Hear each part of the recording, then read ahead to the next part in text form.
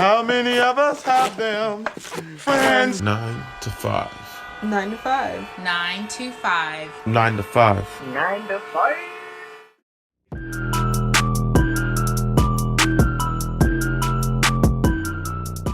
Well, that was definitely off, but that's okay because nothing matters anymore at all.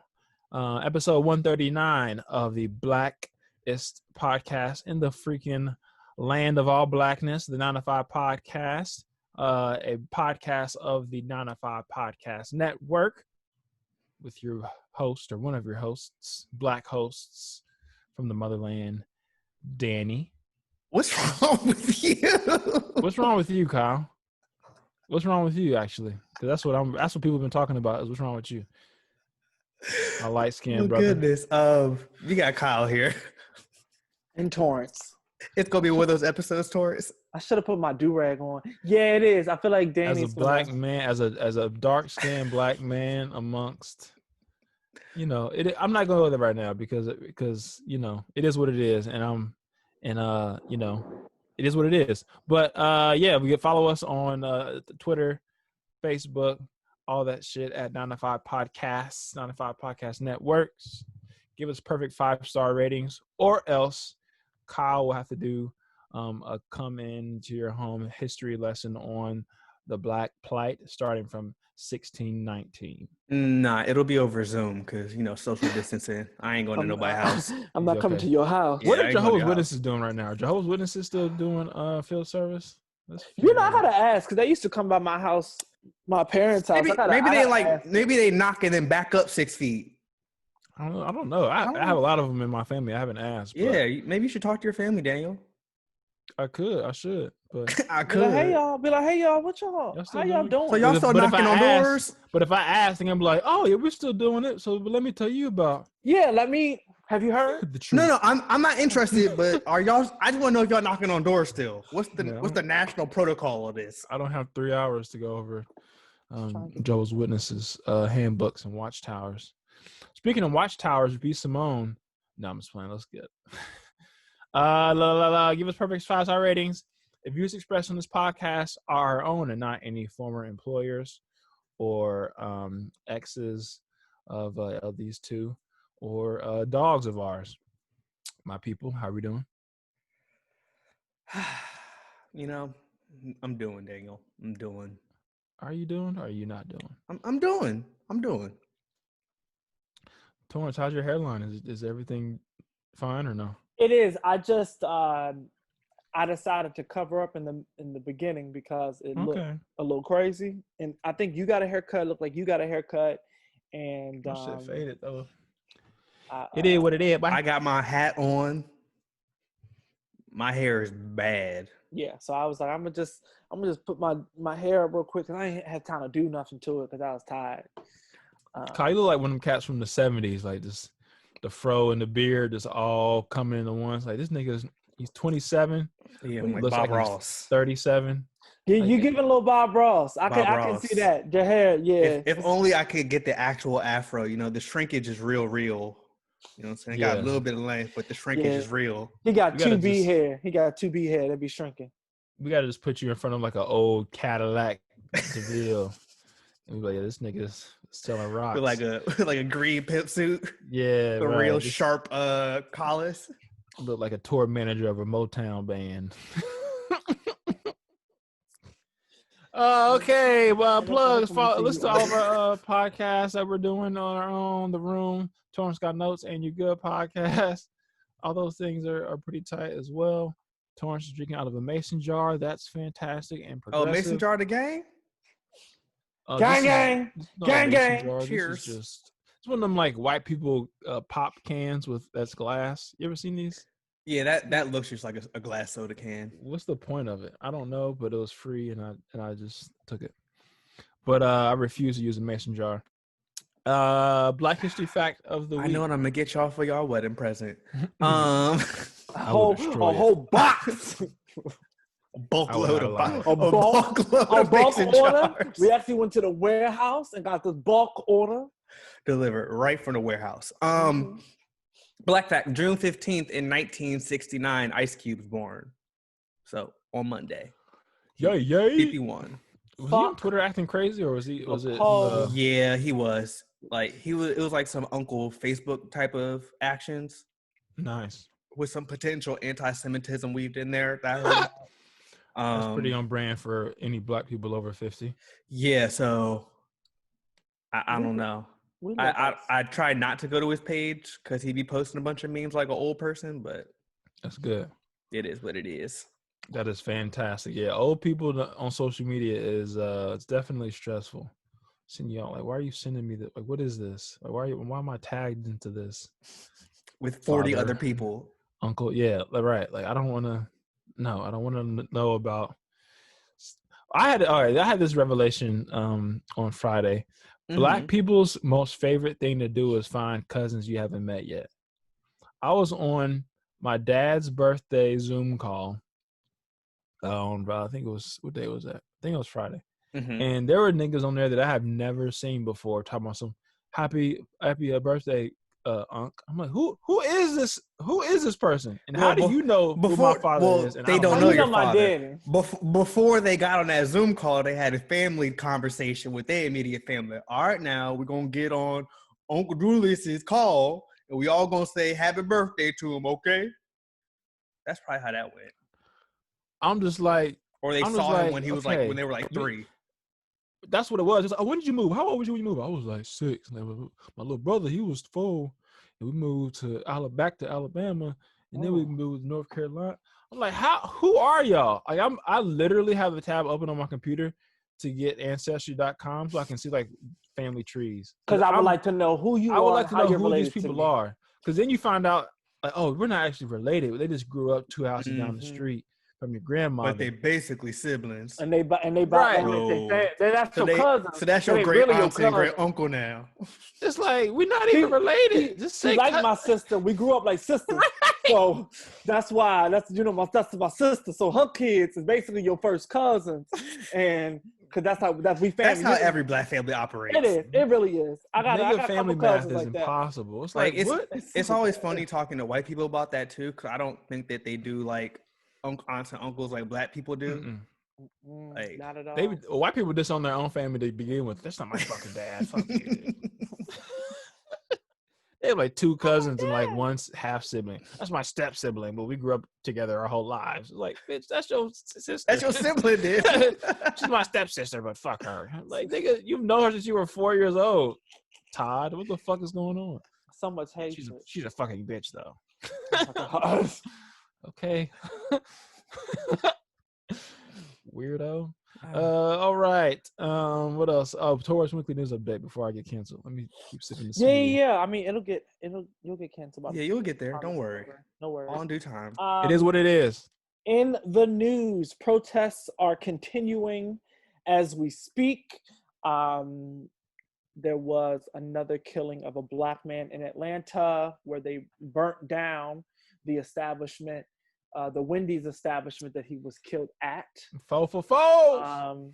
And I will tell you this, the same thing that someone tweeted this, and they were like, they literally said, if I die in front of an establishment, if I get killed in front of an establishment, burn that motherfucker to the ground. And I agree. I stand by that. I want that same energy to be poured in gasoline. I want you to throw some coals in there. I want you, you know what I mean? Like some charcoal. Some lighter fluid. Some lighter fluid. Burn that motherfucker down. Yeah, some kerosene. I want it all. I want it all, please. Maybe a propane tank. Okay. Some propane accessories. Throwing some rubbing alcohol. I don't give a fuck, bitch. That shit light just as good. Throw it all. Okay. Let's talk about it. Let's talk about the flammable shit. Throw it all. Especially Hennessy out on that motherfucker too. But not too much. You want to share it? No, I fully agree with that. Don't ever say I wanted a peaceful protest. I don't. Peaceful. Please. Peace. The fuck? Who knows that? Corona is still coming for that ass out here in these streets. Do we have any reports of like updated? Yeah. So here's the thing. It's all about testing, right? It's all about access to testing in many of these different states. The cases where they are rising is where there is access to testing. So, for example, Florida and Georgia, and what else was it? It was Florida and Georgia, and one other state were in Texas, because they opened up earlier than most of America. And now they're getting access to testing. Now their cases, they're starting to see more people with cases, not only because they have more access to testing, but because also they opened up. And so more people are coming in contact with each other, spreading that shit. So yeah, the reopenings are bad. Exactly. The reopenings are not very good. I believe that by July the 4th, we will see that second wind that comes and punches us in the gut. And when I say us, I mean them. Mm-hmm. Well, I think it'll be before July 4th at this point, because you got to think the spike we're seeing right now is tied into Memorial Day weekend and states reopening, like you were saying. But then a week from now, and the protests. Well, no, those numbers haven't even hit the spike. And that's what I'm saying. Yeah. So, but I mean, it's June 14th right now, so protests have already been happening for a week or so. So I'm saying, like, next week at this point, we're gonna see another big spike before we even hit the end of June. Before we hit the end of June. Okay, yeah. So I think that we'll actually get, in my mind at least, for a lot of these different cities, like I said, Florida's going the fuck up, Texas is, Georgia is. It's just so in the U.S., I just Googled it. We've had 2.13 million confirmed cases and 117,000 deaths. Yeah. So 652,000 people have recovered, but 117,000 deaths. And the other day it was 112,000. Yeah, no, it's getting bad. It's getting bad, and it's only going to get worse. Yeah, I wonder if I mean, they all said that the weather would help a little bit, so we'll see if that actually does anything or not. Until they say, like, oh, actually, this particular strain of coronavirus is immune to the heat, and it actually goes stronger in the heat. I don't know. I'm just waiting on the shit to go down, because it's 2020. Anything is possible. And then, so I'm just waiting on some crazy shit. That fall wave that still might come through. Oh, that's a whole other wave. That's a whole other wave of a whole. And wave check. The one thing that I don't think has been fully addressed with that is like colleges coming back to campus potentially. Because I know that a lot of schools still haven't announced what they're doing at this point. They're not going to be able to. The school year's just ended, so I mean they're trying to figure out how they can keep all their money or most of their money still. So I mean, we live in this very horrible capitalistic society. Oh yeah, no, they want their money. But I'm just saying, like, imagine. You're on a campus with 10,000 students, right? They all go home to their individual states that they grew up in. Who knows what the fuck they're doing all summer if they're staying at home. And then you come back and think about how disgusting college campuses are, and like that's a petri dish for. And I apologize, but Elon white people were nasty, boy. They were some nasty motherfuckers. Mono. Ooh, mono on mono, imano. They was passing mono, imano. They was passing that shit along like nobody's business. Like, oh yeah, I've had mono like 6 times. Like one girl was like, oh yeah, I've had mono like every year. Like it's fine. Disgusting. It's nothing. And I'm like, that is something. Yeah, don't nobody drinks and shit all the time. It's like, nigga, you gotta. So just imagine it's gonna going be back lit. to college campus with that. It's not gonna happen. It's not gonna be. There is no way, unless there's something that drastically happens in the next 2.5 months, from a cure perspective. There's no way that schools are going to be able to. Like you said, it's one thing. You know damn well Liberty University gonna be there in-person classes on day one. And them kids gonna be dead as fuck too. Come Thanksgiving break, like yo, it's bad. These niggas is dead. It's awful. Oh my god, it's so bad. These niggas are not. These niggas they're not resurrected. Yeah, they are unresponsive. But I'm just very glad that we're not in college right now, because that would fucking suck. Could you imagine being stuck home? Woo! And you can't really go anywhere realistically. Like there's not many places to go. And then imagine being like a junior or sophomore. Yeah, I don't think it would be as bad if you just graduated from high school. Cause it's like you haven't experienced being on your own, but if you were going into your junior or senior year, you've already been out from under your parents' thumb for 2-3 years. Once I left high school, I was never home more than like 3 weeks ever. Yeah. Like I would come on. Kyle would be there. I went home for one summer after freshman year. I didn't go home again. I did. I went home for like almost a month. Right after freshman year. Then I came back and worked out and got a job. And after that, I never stayed home more than like a week or two. Yeah, never. It was only holidays. If I went home, I only went home the summer before senior year. That was the only time I went home. Other than that, I had a job on campus, and I would work, and then I would drive home for a couple days or a week, and I would drive right back up for work and stay there until school year started. After a certain point, it's just like, unless you have a mansion to go home to and like you live in like a super dope city. I mean, not to say y'all, I mean, DC is a dope city in Baltimore, but like, I mean, we weren't even 21 until summer going into our senior year. So it was really like easier, a lot more fun. Like, let me just find somewhere with like a room where I can rent a bed or a couch or something for the summer. That was the best thing about summers in college is like, you didn't really have to take classes, or if you did take a class, it was like one basic class. Like summer jobs were a joke. And it's just like, nigga, we just chilling. I'm chilling. Like even with workouts with football, it's like, okay, I'd have one workout a day, maybe like an afternoon 7-on-7, but niggas was chilling hardcore, very to hard. The max. Those were some of the best. That best year we had with Torrance. You didn't stay I don't think you were in Elon this summer going into our senior year, but that was when I went home. Yeah, that was when there was a pool in like the Mill Point senior living area or whatever, so we could go to the pool and chill outside. Because I lived summer weather. That was the best. I that did was the because best I summer. came back. I came up and back and forth a couple times. Yeah, you did. And there was a couple pool parties and shit like that were there. So that's why I was like, okay, it's a vibe. And I rented a room at a Kyle's apartment. That was a fun ass summer. Mm-hmm. Oak Hill, the trap, boy. I wonder if Oak Hill still exists in Elon. I was walking Jamal yesterday, and somebody was like, "Oh, you go to Elon Musk University?" I'm like, "No." They dead ass at Elon Musk University. Yeah, I guess you thought it was like a parody joke. I'm like, you better put some respect on our alma mater. Speaking of walking Jamal, I'm sorry, I don't want to skip something. I'll let Torrance go ahead. Okay, all right. J.K. Rowling had a very transphobic comment. Essentially, J.K. Rowling, for those who don't know, wrote the Harry Potter books, saying that someone's sex, like biological sex that they were born into, like biologically with, parts or whatever, how trans folk can't dismiss that as being a part of identity, and they must acknowledge that, or else they're erasing the identities of other people who are born with that same biology. Yeah, it was essentially like you can't erase woman, like the womanhood of being born like a biological woman.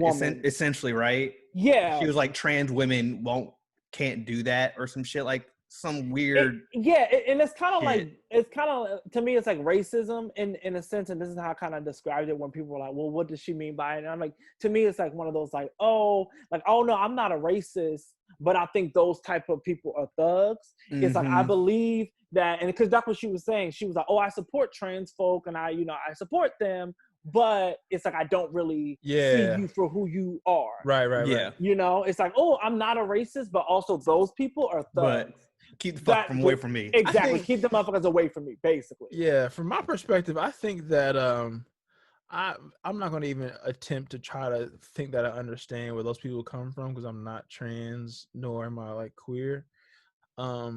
But I think what would help people is to mind their fucking business. Like, if you're not one of these people, who gives a fuck? Like, right?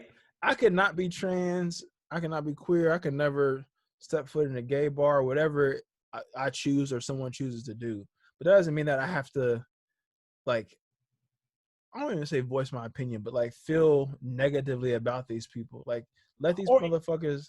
Or even just keep that negative shit to yourself. Or even try to justify why someone is doing what they're doing. Right. Like, it's not your job. It's not your job to every person. It's not everyone's job to understand what someone else is going through. I personally think that. Absolutely. That's from race, that's sex, all that shit. All of that. Me not being a trans person, I couldn't understand and fathom the idea of living a life or being born and understanding that biologically it is not connecting brain in body parts. Yeah, Couldn't imagine that experience, right?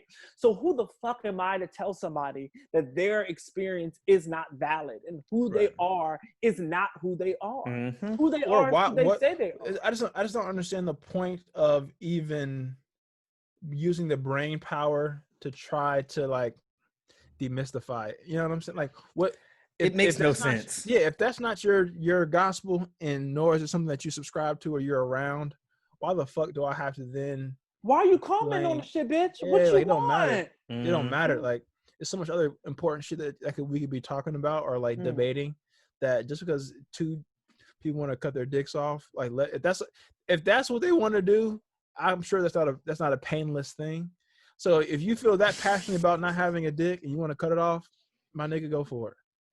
And then I don't know if it's necessarily just that, but it's not just that. I'm being being funny. Oversimplification. I'm being funny, but like, it's not these things that these people go through. I'm sure it's not painless to say I'm gonna take testosterone or estrogen or get my breast. It's a whole that's a whole process. That's a lot of shit that you have to go through.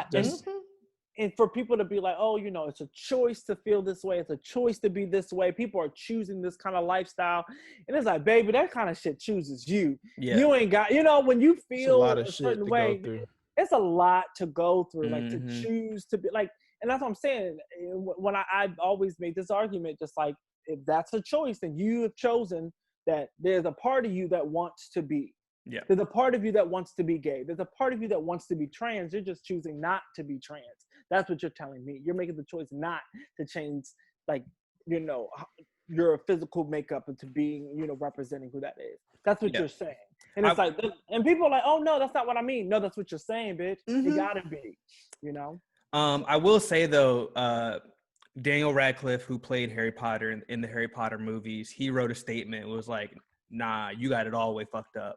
Pretty much. It was so like, Hermione. Did he really? And they were like the true meaning, like if you read your own fucking books and your words is like fighting the oppressors, like standing up to fucked up structures and societies and standing up for the people who can't fight for themselves, which in a lot of these situations are trans women and trans men or whatever.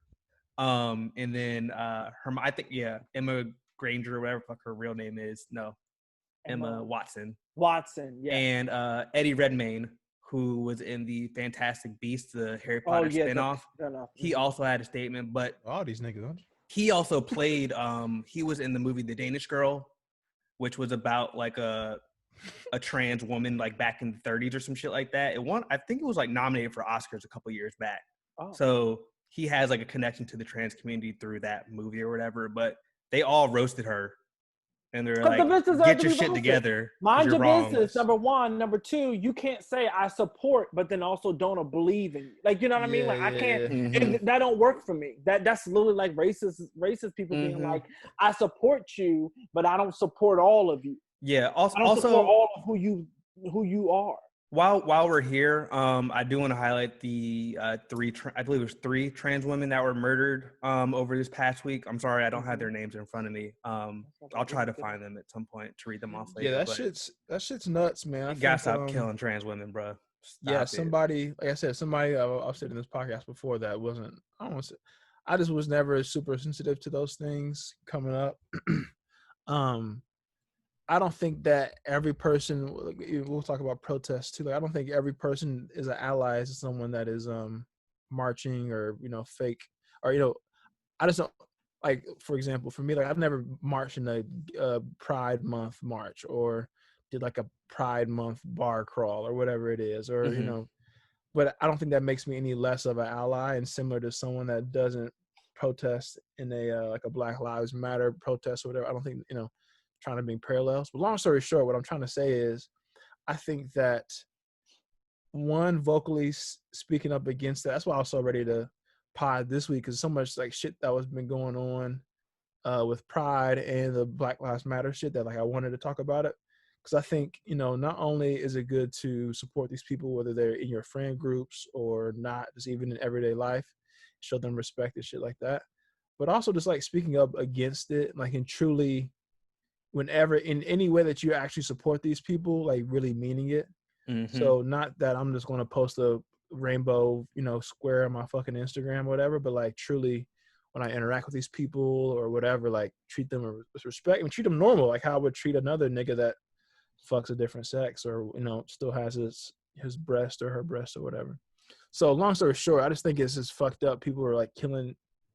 I think like to Torrance's point, I think there's some weird, deeply rooted thing that like if you're killing somebody because they're trans, there's got to be some weird, fucked up thing within you that it's you don't in feel. you, baby. Mm-hmm. It's in you see you. something, you feeling it. You're feeling this. You're feeling a threat. Like I know that there are people who are like there was some rapper who came out and said about because he has like gay allegations, and he was like, yeah, like gay people be jumping in my inbox, and I can't really do anything because if I knew who they were or where they were, I would kill them. And the reporter or the person interviewing was like, wait, what? Like, bro, why would you whatever? And somebody retweeted and was like, I actually know the dude who he be FaceTiming with all the time. So like, I mean, granted, it may not be real, but like, right. Them claiming that. But however, if you feel threatened in that way, honestly, if you truly, truly feel threatened by someone, expressing admiration or doing those things where you're like, I'm going to kill you if you say that to me, that's because you feel that. You feel something. Because there's a little bit of a temptation of like, I kind of do want to know what it's like. I want to know what this is, but I can't because that's wrong and that's gay and that's this and that's that. Baby, look. Listen. You need to do some soul searching. You need to figure that shit out. Fellas, is it gay if you let your dog see? That's what I'm saying. That's what I'm saying. Sit on your lap. Exactly. That's what I'm saying. He a male. If you got a male dog, if your dog got balls and he on your lap, is it gay if your dog do that shit? Yeah, comment yes or no. I want to know about this shit. A Twitter poll. Vote in the poll. Exactly. A whole Twitter poll. Yeah, shit it just blows me. I just with Pride Month and shit, and me even just trying to be a better person throughout the years. It's like, bro, like that shit blows me, man. I'm like, let these niggas. I think it's one thing to say, I think it's even okay if you don't necessarily subscribe to someone else's lifestyle, whether it's drugs, whether it's sexual orientation, whether it's race. If you don't agree with certain things that even whatever Jewish people do, Black people do, I think that personally I can live with that as long as you are willing to treat these people with respect. And also, like, not causing harm is the baseline, minimum, but like treating them with the same respect that you would treat any other person, period. At all, right? I think that's okay. If you are a Buddhist and I'm a Christian or vice versa or whatever, all that kind of shit. It's like I don't agree with white people making all these green bean casseroles. I still treat them with a level of respect. Right. Y'all over here making casseroles all the goddamn time. I don't respect that. I don't appreciate I was about to say you don't respect them nasty. damn casseroles, Torrance. I don't respect the casseroles. However, I should respect to white people because I know that all white people ain't the same, and not all white people making the same casseroles.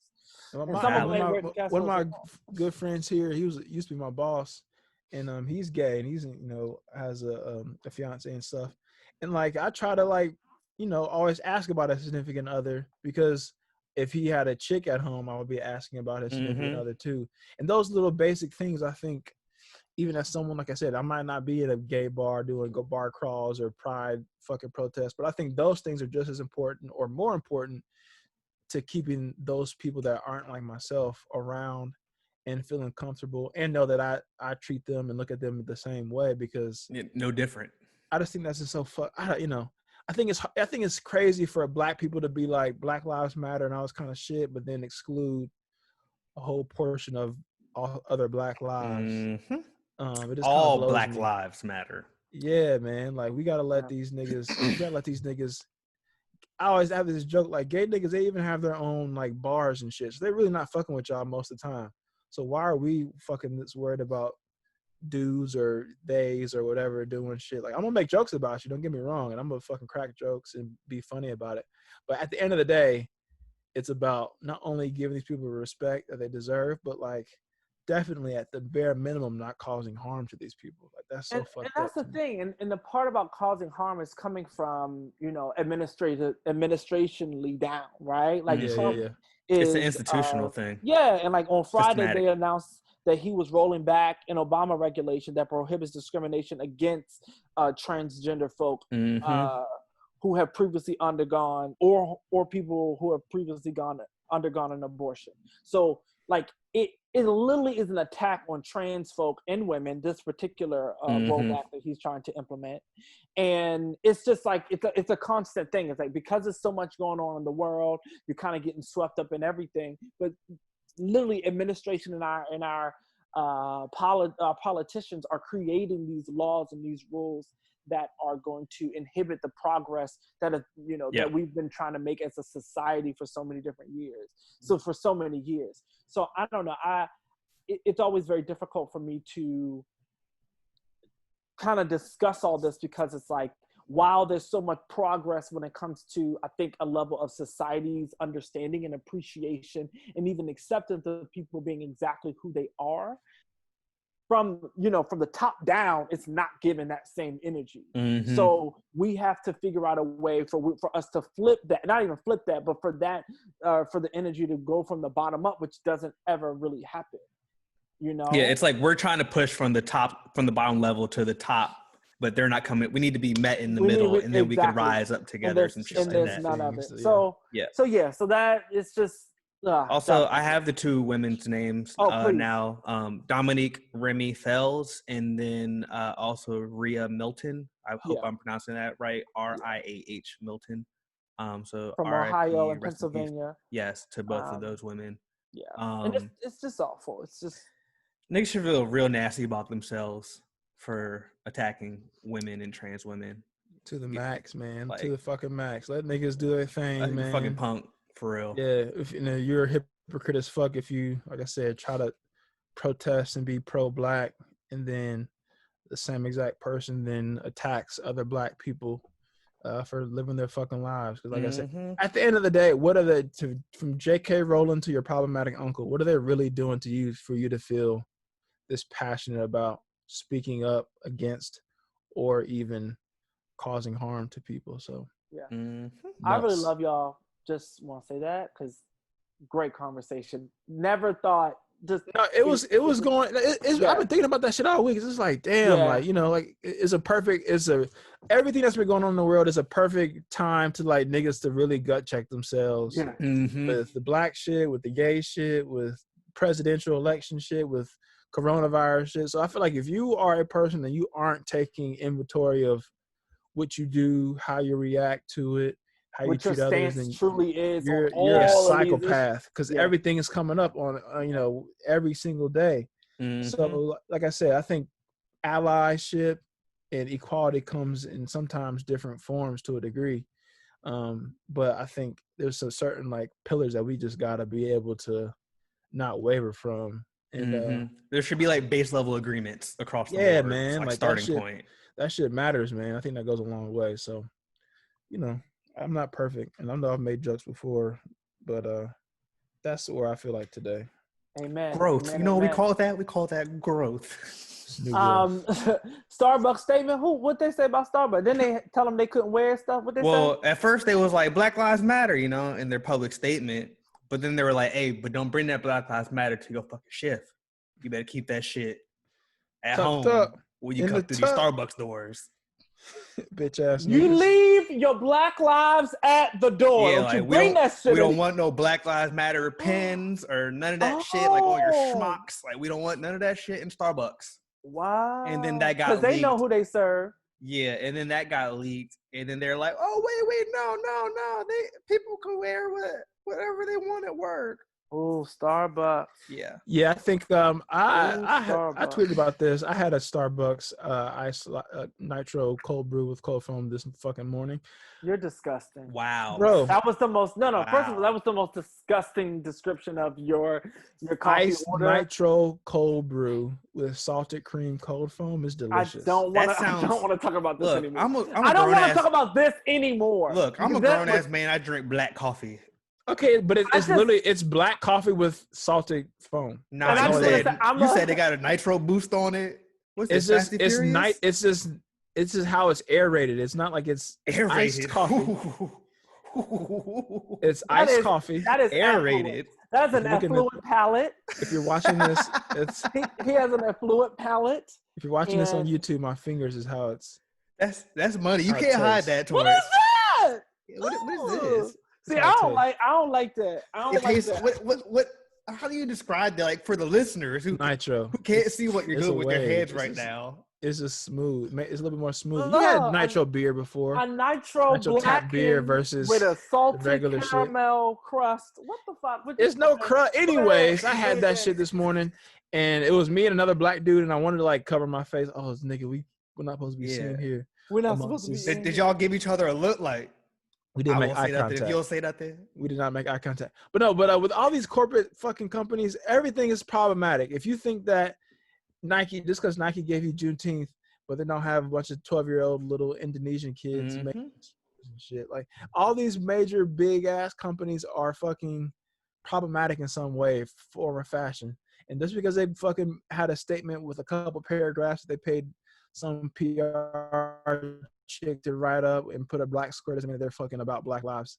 So that shit no longer affects I think we should more so focus on small businesses, local businesses, and that kind of shit. But like if I want a coffee or if I want a t-shirt, like for the most part, I'm gonna keep going the way I've been going, because it's impossible to just automatically be cancel proof when it comes to using these big companies.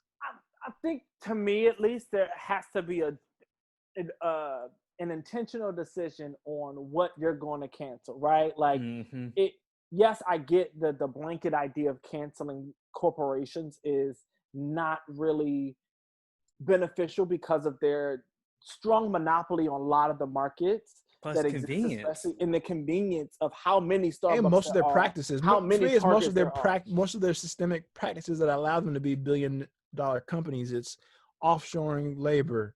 It's not paying retail workers proper livable wages. Yeah, it's absolutely. All that shit. It's all of that. It's lobbying all built into behind the scenes, the CEOs and shit. So it's like there's that corruption that's in there. It's gonna be in there, and it's gonna exist. So I can agree. Something from Amazon, I'm gonna fucking buy it. I will say, I found this on the package now. I fucking love it. They hit me with my automatic auto renewal the other day. I was salty. I found this, or I saw somebody post about this Google Chrome extension called Progressive Shopper. And what it does is when you go, so say, for example, I'm on Target.com right now, right? I click on this extension and it lets me know how this company makes their donations to political entities and stuff like that. So, for example, Target.com, overall contributions to Democrats is 52%. Then they do 48% to Republicans. Their percentage of like PAC donations, which is like directly to like lobbying and stuff like that, is 49%. And then like 60% of employee contributions are to Democrats. But also they have two serious issues. They enable the gun industry through lobbying, I'm assuming. And then they also fund anti-abortion politicians. So it's like a really interesting tool that kind of lets you know. And what's that called? We might have to post that for the folk. It's called Progressive Shopper. And it like lets you know if the company is like okay or if they're bad. And it also has like, there's better options available. We might. And then like lets you know like some of their competitors like in their competitive set, and like lets you know if they're okay or if they're shitty and stuff like that. So it's like a little cool internet tool, since I know a lot of people are doing online shopping right now. Yeah, that shit's tight. I like all that shit. Like I said, I think the intention should be to focus on some of your local, you know, it starts with the food we eat every fucking day, 3-4 times a day sometimes. So it's like, how can we at least make sure one meal a day is local, or, you know, local based, or from a farm. I need to do better at ordering on the weekends from Black owned businesses. Yeah, all that kind of shit. But I mean, I just think it's shallow.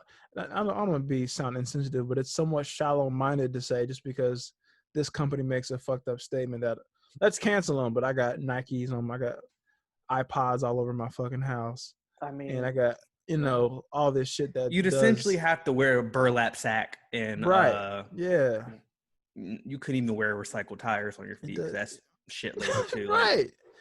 It's impossible. So you have to walk around like a broke Jesus. You know what I'm saying? You know, I just whatever. Fake outrage. It is what it is. Sports. Kyrie Irving does not think that with the civil unrest, the racial tension, that it is a smart idea to begin the season again in Orlando. And he is, what is he, the VP of? He's the Players Association. The Players Association. So which I did not know until like the other day. Like until like yesterday, but exactly. I had no clue that he was the VP. They never talk about that. They only say Chris Paul's the president. Exactly. So I think he's a part of, I guess, speaking on behalf of. Plus, like, he's a flat earther, so I was like, you really trust him? Whew, that's real. That's real intense. And he's pretty young too. He's like our age. He's our age. Literally. But yeah, I think he's like 30 something. No, he's not. He's literally like our age. Maybe a year older, but he's our age. He's like our same grade, I think. I know I'm pretty sure he's our same grade. He might be a calendar year older than us. I'll put it that way. Yeah, grade wise. But yeah, I think to his point, I understand where he's coming from. I think that there's still a lot that can be done if basketball starts, whether it's from nationwide protests, it's pre-interviews, before games, it's tributes, it's all the things that happen when, LeBron's the biggest name in basketball, and what have we really heard from LeBron other than his couple tweets or Instagram posts? So if we could see LeBron on TNT, every other night, or see KD on TNT every other night, and see them, protesting maybe, for the national anthem or whatever the fuck they want to do on their shoes, even they do all those little shoe design shits, whatever, and custom shoes. I think a lot of good can be done, and especially when it comes to, you got those high level people, but even like the mid level people, the fucking role players, the PJ Tuckers, and these people that you really don't have that crazy following to middle America. I think these people, their voices could be amplified if basketball is back on. I get both sides of the argument. I definitely understand where Kyrie's coming from. And then you have people like Austin Rivers, who had like a very well thought out. He had a really good point. Really, really good point. Where it's like sometimes like a distraction is a little necessary, like to help give like a break, or like there's kids where they get no breaks at home, like if they're in unfortunate situations like in their home lives. So them getting able to watch a basketball game might help save their life or something like that. And some of these niggas need checks, like he said. He's like, some of these niggas aren't making 20, 30 million a year. Some of these cats are making $1 million or $2 million, and they got bills. Not even the league minimum's under $1 million, which granted is a lot of money when you're talking to general ass people. But you got $1 million bills. League, that's a lot. Yeah, exactly. You have $1 million lifestyle. You're on year 2 of a 4-year deal. You're not expecting to be unemployed in year 2 or year 1. And a lot of the guys aren't getting paid right now anyway because of the way that their contracts are structured. So there's really only like 20 to 25 players, I think, that would get their money regardless of whether or not they play. And that's in a league of 400. And why I understand that financially, I hope you are not living beyond your means. Well, because there's truly yes, but realistically speaking, y'all niggas are living beyond. It's hard to say. However, okay, if I say I'm gonna make $2 million a year, and I say I'm gonna live off of 800, whatever, or $1 million even, which is probably modest. But let's just say that's what they're doing. They have decent financial planners. If you've gone 3-4 months with no bills, then you're saying we might go the whole year without. I'm sorry, no paychecks. No check, yeah. And I'm going to go a whole year without no checks. Like, for most, even if you are budgeting out. Yeah, like I still need my income at some point. Not too many people can go a whole year without their check, whether you're making $30K a year or 300 or 30 mil a year. That's a long time. Well, I think it's all about, I don't know, maybe for me, I have a little bit, and I guess this is just me having more sympathy for the person that makes, it doesn't have that check coming in for that 30K versus someone for 30 million. I'm like, my nigga, you should have budgeted for a rainy day. Rainy day is going to happen, and you have literally the access and the means to prepare for anything that could possibly happen. Not saying that, I think it's right that they're going without their money and they whatever, but I mean, I struggle to feel sorry for the top 5% or the 1%ers, but I get it. You know what I'm saying? I do get it. And then the other thing is like, these guys are are gonna have to go play basketball and risk. Like we're still in a pandemic, so even though there's gonna be all these restrictions on what people can do, and they're really gonna be on lockdown in Orlando, but it's like I still have to go play basketball. Even with daily testing, I could still contract coronavirus and be fucked. You know what I'm saying? So, like especially I've seen yesterday a lot of the younger players who will be coming up on contract extensions. They want like NBA financed insurance plans, like in case some shit happens, like how college football players do like draft protection insurance. They want like, because you think I'm about to end my rookie contract, I could get $100 million. If I catch the Rona, there's a very good chance that I won't get that $100 million contract. Or if I blow my knee out in this 22 games where my team realistically is a sacrificial lamb and like isn't even gonna make the playoffs, but I'm out here risking my future for it. So I understand why some players do and don't want to play. If they do play, I'll love it and I'm gonna watch it. But I respect the guys who are like, I'm not playing for whatever reason it is. Too. And I think we're gonna talk about this protest or not protest thing, and like a lot of this shit is a lot for Black men, especially Black women too. But like everything that's going on, it's a lot on your mental that like can affect your ability to perform. Well, remember the games that were played the day that Kobe died, or the day after Kobe died. It was like that's crazy, but so imagine some semblance of that type of feeling, but you're still playing an NBA season or a part of the NBA season. Parents have died and stuff because of this. All that kind of shit. So, I think like to Kyle's point, I think I'm somewhere in the middle, but I think that them coming back personally, if you gun to my head, I would say go back and elevate your voice once you're back. Don't be silent, and let's allow these people who have proven to be civil rights, influencers and people of power, like LeBron's in the world and the CPs. Yeah, I think one of the worries is like that the media coverage will just start focusing solely on basketball. So it would really be up to those big name players to make sure that like the opinions and the voices are still literally being said at any point a microphone is getting put in their faces. Right. Because otherwise, ESPN doesn't want politics. Yeah.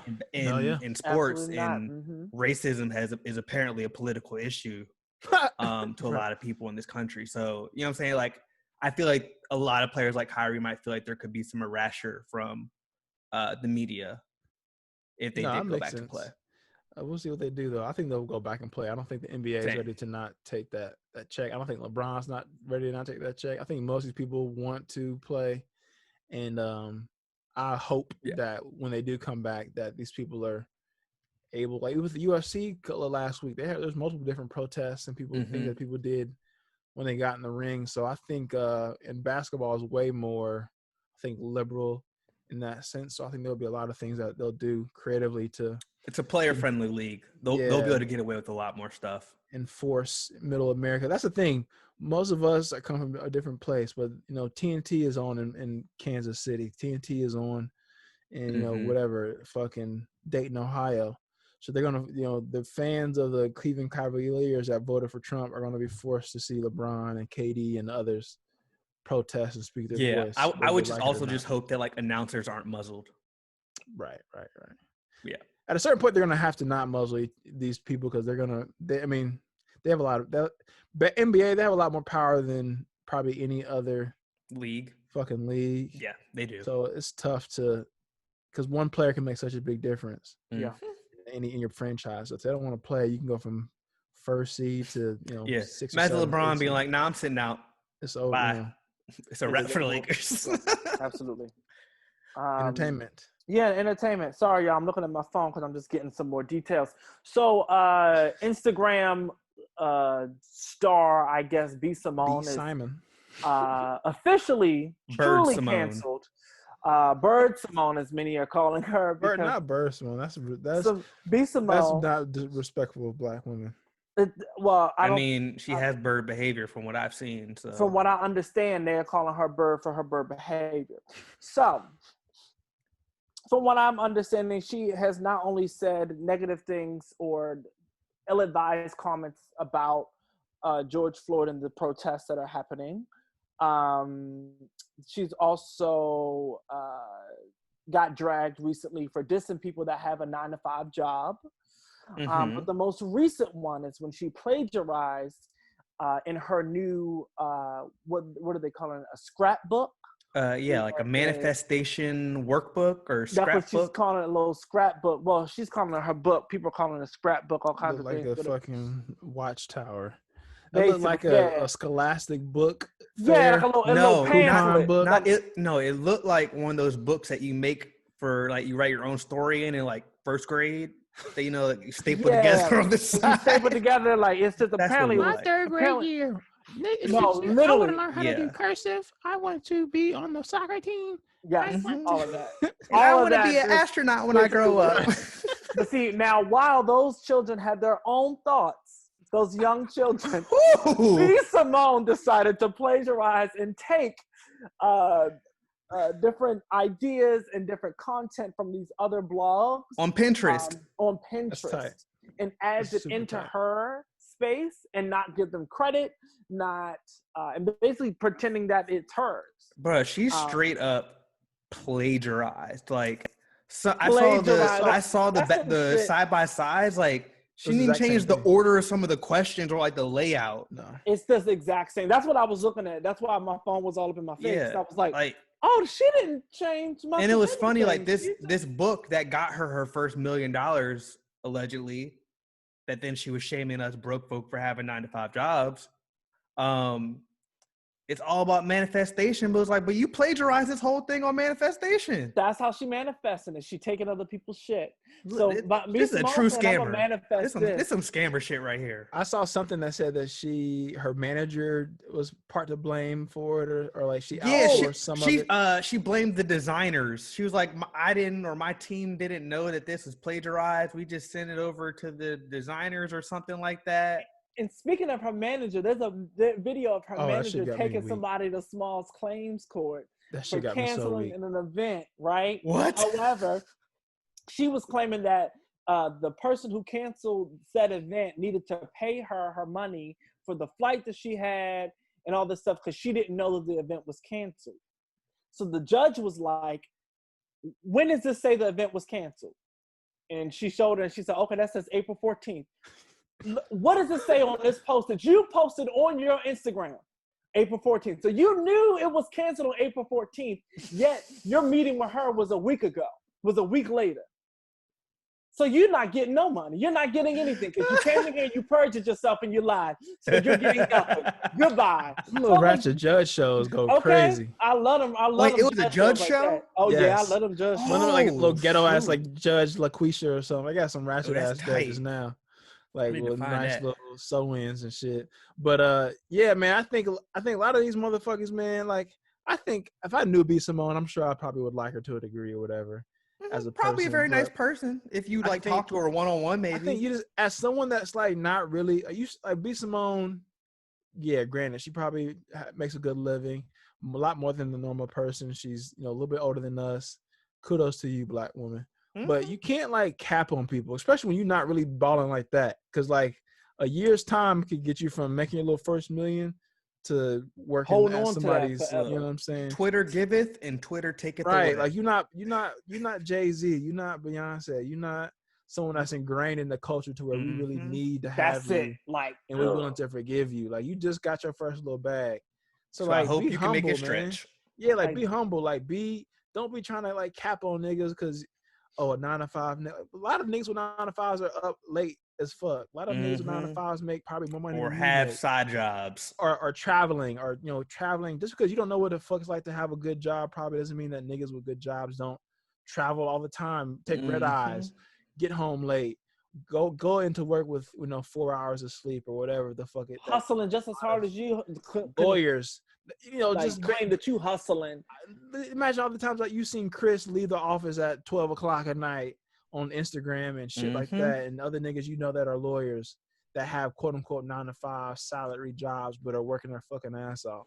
So it's like, don't try to cap on niggas just because you on Wild 'N Out for a couple seasons. You got your titties on Instagram. And people laughed. And people laughed a little bit at you. Now you thinking you the funniest and you the greatest comedian and the greatest whatever that ever did it. So like I don't know.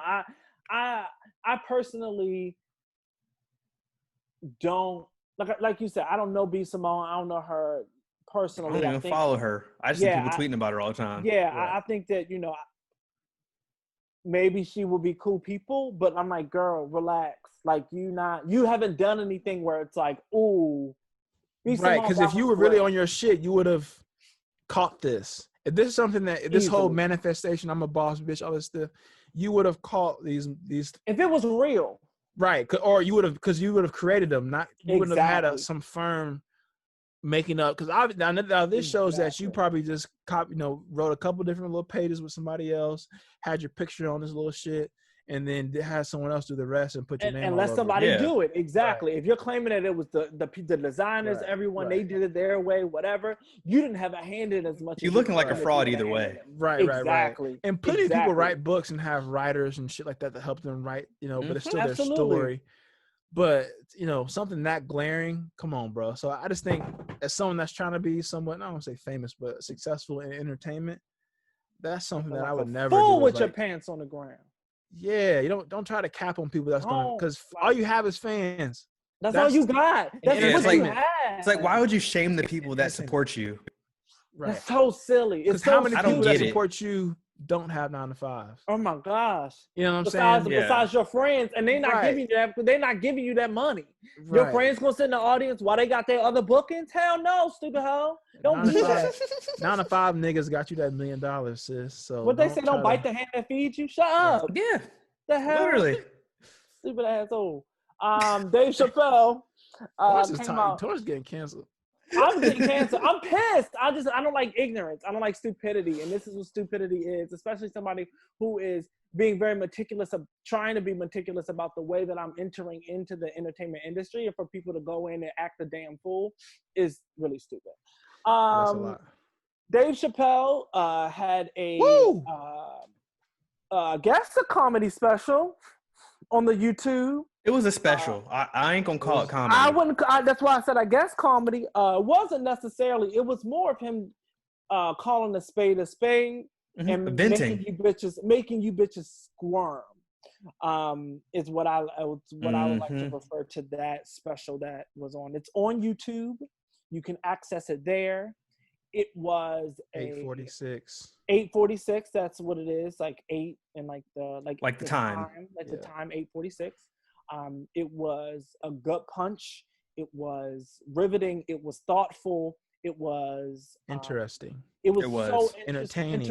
It was entertaining, but it was also packed with facts and information that you could Google your damn self. Some of that I'd never heard of. Exactly. Some of it I've never come across before, and I did my own kind of dive into some of these people that he mentioned, and it was literally like, oh shit, this is crazy. And I don't know, I heard that there was allegedly some controversy behind what he said. Yeah, but I feel like I don't know what it could have been. It wasn't really controversy on the subject matter of what he was talking about, like how some of his past specials have gone. It was controversy about the erasure of however the fuck you say that word, of like black women from like the list of people that he was listing that had been killed by like white supremacy and police and stuff like that. Because everyone that he mentioned was a black male, so people. It was primarily people voicing the opinion, typically, that Dave Chappelle erases the black female experience. And it was like, I can appreciate his work of art and also see where there are some blank spots in what he does. You know what I'm saying? And some faults in what he does. Sure, like what he was doing was like a vent session, and he felt fucking horrible, and he was naming people that he identified with. But at the same time, could he have mentioned some black women or like black trans women? Sure, but I don't think it takes away from anything that he did say. I don't think so either. That's very interesting that was the response. I know that you stand Dave Chappelle, Danny, so I'm curious to know your... Dave Chappelle, I grew up on Dave Chappelle and always thought Dave Chappelle was one of the funniest people ever. yada yada yada. I think that sure he could have mentioned a bunch of fucking people's names and more black people's names, all this kind of shit. But if you really listen to what he said, is he's shutting the fuck up to let us speak. That whatever he says at this time, it doesn't matter. It's not relevant. It's not as relevant as the work that we're all doing, or others are even doing on the streets. So I think for us to try to nitpick that just shows the reasons why someone like Dave Chappelle shuts the fuck up, and when, you know, at certain times, and I think it just shows like the level of like hypocrisy to a degree of like, okay, he kind of explained this in the special, but yet and still we try to find some nitpicky way, whether it's him not mentioning enough names in this somewhat revolutionary special that was obviously taped. Typically a special taped months before it's released. So this nigga had a set with a notebook that it was a looking makeshift. At constantly. It was a makeshift set list, all this kind of stuff that he probably released 3-4 days, no sooner than 3 or 4 days before he released it, with very minimal editing, with his note. Whenever you ever seen Dave Chappelle with a fucking notebook on stage? Never. Never. No, never. You know what I'm saying? So for that alone, and it was like you could see the raw hurt in his eyes. It was so like, even outside of like you could hear it in his voice, but if you watch that special with like on mute, you could visibly see the hurt and like pure like raw emotion. Like he was I think maybe I don't want to say that this is what he did, but what I saw is maybe he was also identifying with a lot of the black men that he did name. You know what I'm saying? That he's a black dude. He's a black male, so he could see that within himself, or he could see like a Trayvon Martin in one of his sons and stuff like that. The police story about that was something that legitimately happened. That story of him being pulled over and the same police officer killing another black man. He didn't get pulled over by the police officer that killed Breonna. Personal connections. Right. So it's like, you know, to kind of go that far nitpicky, and then I saw other people talking about y'all still gonna celebrate Dave Chappelle after all the toxic trans jokes he's made. It's like first of all, I saw people that were saying that weren't even fucking trans. So it's like for you to be that upset about something that these people might not even be that upset about is the same shit of, you know, seeing the liberal white lady with short hair, you know, at the comedy store or comedy club being upset about making a black joke or whatever. Like you have to understand that comedy done at a certain level, which Dave Chappelle almost always does, is typically done thoughtfully and in a way that's not necessarily supposed to just be like intrusive to your feelings, but like make you think. And it might make you uncomfortable at the time, but it is going to typically bring some parallel to make you think about a certain topic in a different way, whether it's sex, whether it's religion, whether it's all kind of abortion, all kind of somewhat touchy-feely things that we can't say in our office, but for some reason comedy is that last frontier of like free speech. So yeah, and people are trying to eradicate that its ability to be free speech. And I saw Crystal, she tweeted something about like, y'all still support Dave Chappelle? And I don't really subscribe to the read, and I'm not really a fan of Crystal. Her voice kind of annoys me a little bit, and I'm sorry for being this blunt, because hopefully these people meet me in real life in 5 years and I'm like, oh, Danny's a nice person, but I'll tell them this to their face if I met them ever. It's just like, if we're going to cancel Dave Chappelle for making trans jokes, and even if you watch his last special, he talks about meeting trans people and having a beer with a trans person, and that trans person even telling them how it made them feel better about making jokes because they felt like they were part of the conversation. They weren't like they felt normal, because he's gonna make fun of gay, he's gonna make fun of white, he's gonna make fun of all this other shit. So why can he just not all of a sudden not make fun of me? So that, of course, that's one person, but I can guarantee you there's a lot of other people that probably also feel like that, and probably people that feel offended, just like there's probably black people that can feel offended about black jokes and whatever. It's not, the joke's not supposed to make you feel just super comfortable about whatever's going on in the world and you walk away high-fiving Dave Chappelle every single time, you know, or any comedian. It's supposed to make you think. It's supposed to make you like re-gear how you look at the world, because that's how we're thinking. We're not looking at the world for just face value. We're always trying to play devil's advocate with everything, whether it's this water bottle, whether it's fucking how we're zooming, all this kind of shit. That's just how you write jokes. So I think that if we're gonna cancel Dave Chappelle, then let's cancel Eddie Murphy for saying the F word. Let's cancel every black comedian off Def Jam that ever said the F word, or let's cancel all these motherfuckers that ever said anything about any white comedian that ever makes a black joke. Let's cancel all these fucking comedians in. And if we're you would essentially get rid of comedy as an art form. Exactly. And I was talking about this with Boog and Ricky and Juice in our group chat with the Jimmy Fallon blackface thing. It's like, yeah, blackface is fucking racist and whatever. And we all know the connotations that come with blackface. But if Chris Rock wasn't upset about it and they're friends in real life, and it's not like Jimmy Fallon did this on his personal YouTube. This was on fucking SNL. It probably got written by 3, 4, 5 other people. It was greenlit. All this kind of shit 20 years ago. Like, if we're going to cancel him, then let's cancel Robert Downey Jr. Let's cancel. We will not cancel exactly. RDJ for Tropic Thunder. Where does it stop? Exactly. Where does it stop? So it's my personal opinion. That's disgusting. My personal opinion is, if a joke is done tastefully to the point where it's supposed to make you think, but it's not just something that's supposed to make purposeful you feel bad, low blow, but it's a purposeful arc to it that's supposed to bring light to a situation. And in the process of that arc, yeah, someone might feel queasy or whatever, but there's still around a reason as to why, beyond just being an asshole. I think we cannot judge comedy in that same way.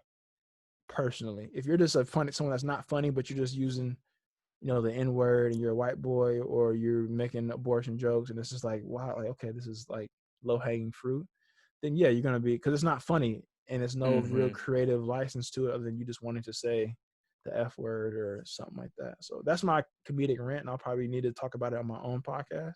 But I just can't stand that shit where we just want to cancel somebody. Oh, y'all still listen to Dave Chappelle? It's like, a lot of y'all people that are so-called so perfect will fuck somebody and not text them back in real life. So, like, what are we talking about?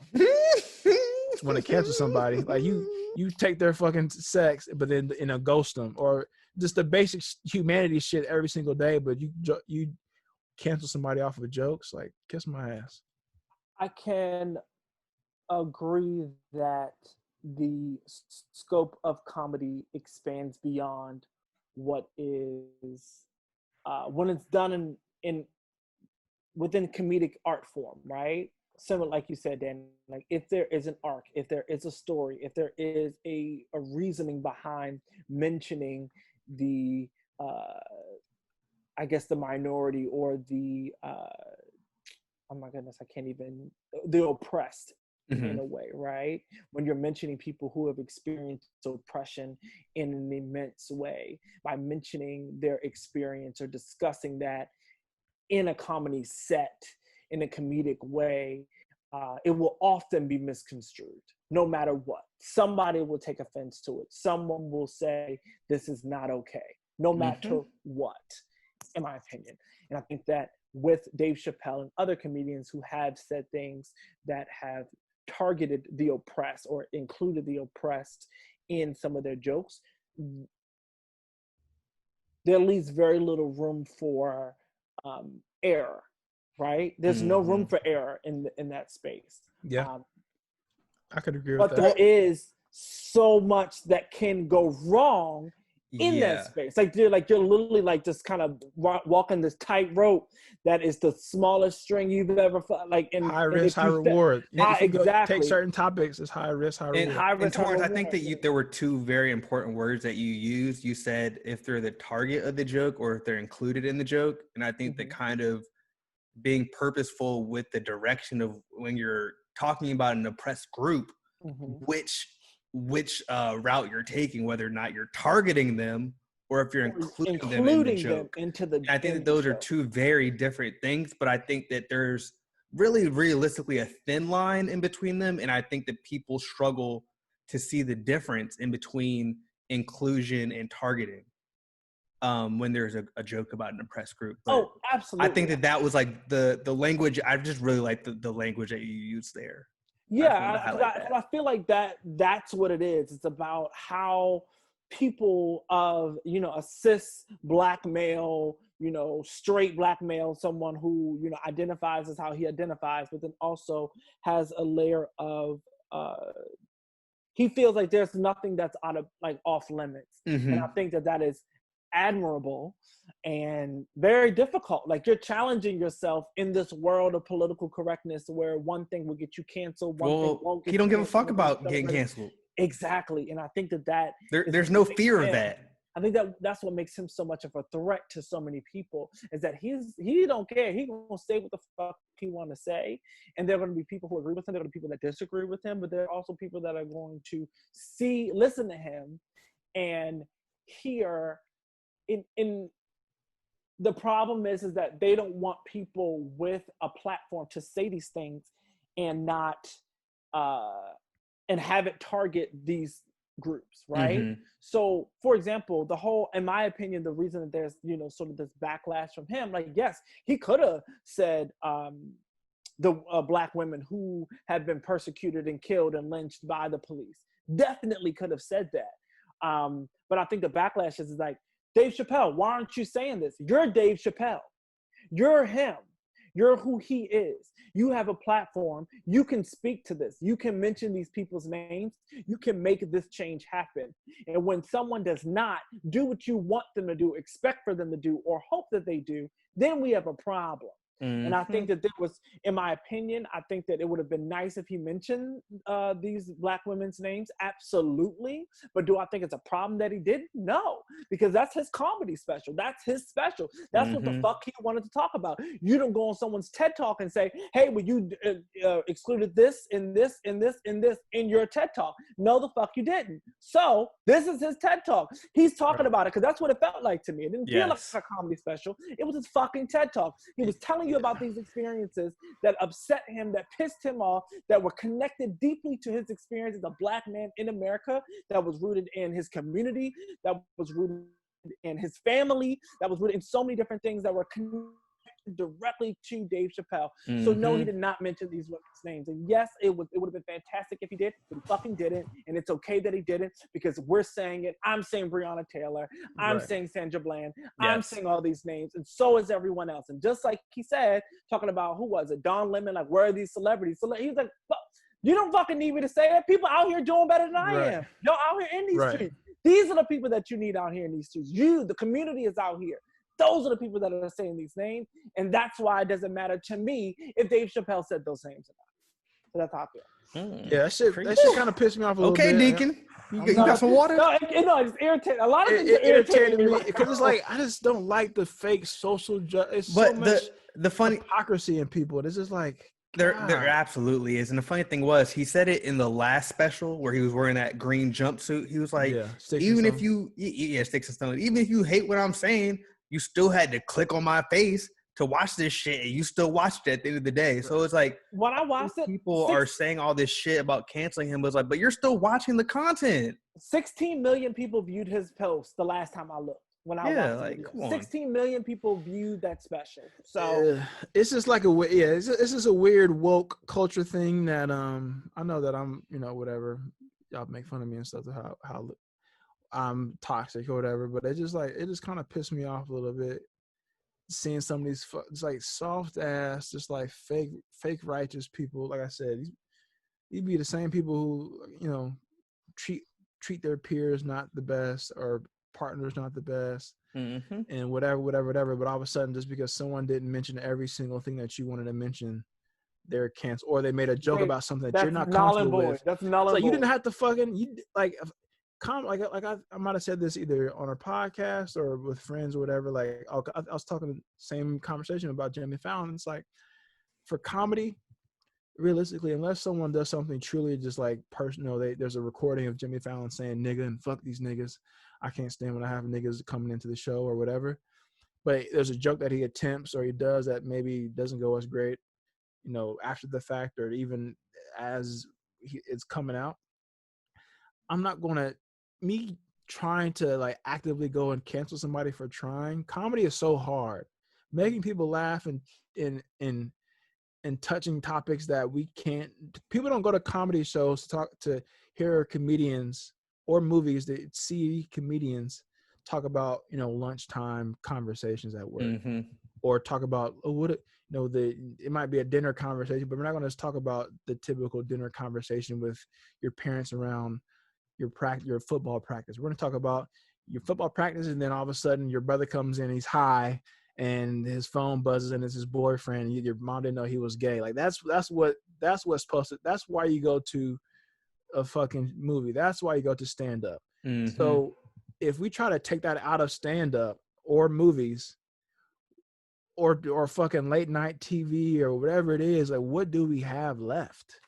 Are we just gonna everything we do is just gonna be professional with buttoned up, and that's toxic? And I'm not, like, for me as a comedian, there's definitely things that I don't really talk about. Like, I'm not really a huge fan of talking about abortion or sexual assault, because I think at a point there is like triggers that, okay, that's kind of too much for people probably, and it's not really a whole lot that I'm really wanting to make fun of out of those situations. Maybe I'll change, maybe, I don't know, but there's definitely things that race that I touch all the time, or male versus female, all this kind of things that I touch, because those things that I deal with every single day. So it just pisses me off. Maybe because I'm a comedian, I'm hypersensitive to it, but the whole cancel culture to people, it's easy to just keep fucking clicking through the channel. Yeah, you don't have to stop. You don't have to click land and stop. It's okay. No one needs to see your fucking shitty blog posts on the New York Times. Yeah, you don't have to listen to R. Kelly. You can just R. Kelly's fucking up. Never mind, that's different. That's a different situation. But whatever, any other comedian that or actor that you think is like, oh, this person's kind of toxic, or they voted for Trump, just don't fucking follow We live them. in an age of on-demand content. Yes, don't, like, unless you're watching regular as cable, which most people our generation don't have, you get to pick and choose everything that you consume. Yeah. So it was Dave did this joke. It was kind of fun. This is one of those like on the line things. It was about Louis C.K. and like he was, I think, on the phone or something, and he was like jacking off on the phone. He was just like, why didn't you just fucking hang up? Like, and it's like he's using the vehicle of assault, and as touchy as it is, but he's relaying it to the idea of that we consume a lot of what we control a lot of what we consume.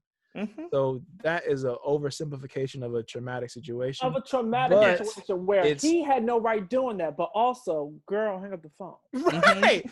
And there's nothing else that you can, like, what can you say to that? Like that, no, he was in the wrong for doing everything that he did. Yes. But you could also just hang up the phone. Hang up the fucking phone. Right. Hang up the phone. And that's the beauty of comedy that I would just never want. Like I said, if someone's making black jokes about slavery or something, and it's like kind of touch the toe on the line, but it's like, oh, that's a crazy point. And it made me think, and it made me uncomfortable for the 30 seconds before, after he said it. I can live with that. And maybe just because I'm a comedian, I understand the difficulty of it, but whether it's a movie or whatever, I don't know. I can talk about all day about this. It just pisses me off. What else we got in entertainment? We got a couple more topics. I know we sure do. It's gonna be another 2 hours. It's gonna be another long pod. It's gonna be quick. We're gonna make these last few ones quick. All right, Chloe and Halle, their album called Ungodly Hour. Hey, they out here in Bible these study. streets now. Bible study hour. These young grown little girls. And I had to call them grown young little girls because I think it's like one of those important steps though, because I feel like a lot of the times when you start as a younger actor or teenage act, you struggle for multiple years trying to show everyone that you're an adult. I can do, and that you can talk about adult content, and that you're not a 15 or 16-year-old kid. How old are they? Are they like 19, 20? I think one of them is like early 20s, and I think another one like might be 20. I think. But I listened to the album yesterday. It was a good little album. They're still a little bit too young for me to be looking at the little. Oh, absolutely. 20 and 21. Yeah, like they're still very young girls, but they're young adults. But also, you saw them. We saw them in like younger. So to me, Rue hearing them talk about shit. Yeah, like hearing these Charlotte Russe outfits. I still feel very old listening to them. Old as shit, but it's also very funny because I don't know.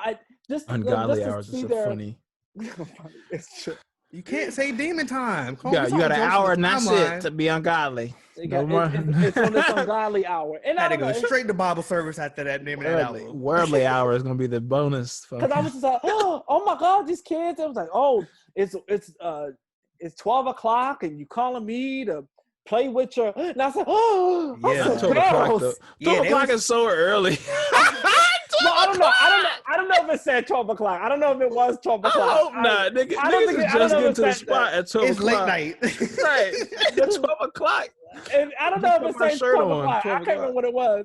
But they're talking that slick shit. It is. But it's a good album. I will say it's a really, really, really, really good album. There's nothing else I can say to that. Yeah, I'm going to give it another listen this week. I liked it on first listen. I can't listen to them talk about teen sex. I'm good.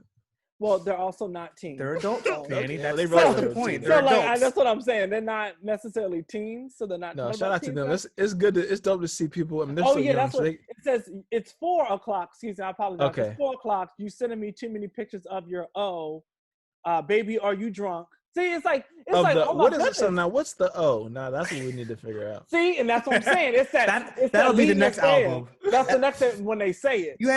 They had to baby step their fans with them. You know what I'm saying? They can't just jump all the way there. As long as they don't do a Miley Cyrus lose their fucking mind, I'm okay. Well, they're signed to Beyonce, so that's not gonna happen. Well, I know that, Beyonce but got I'm the saying, clamps.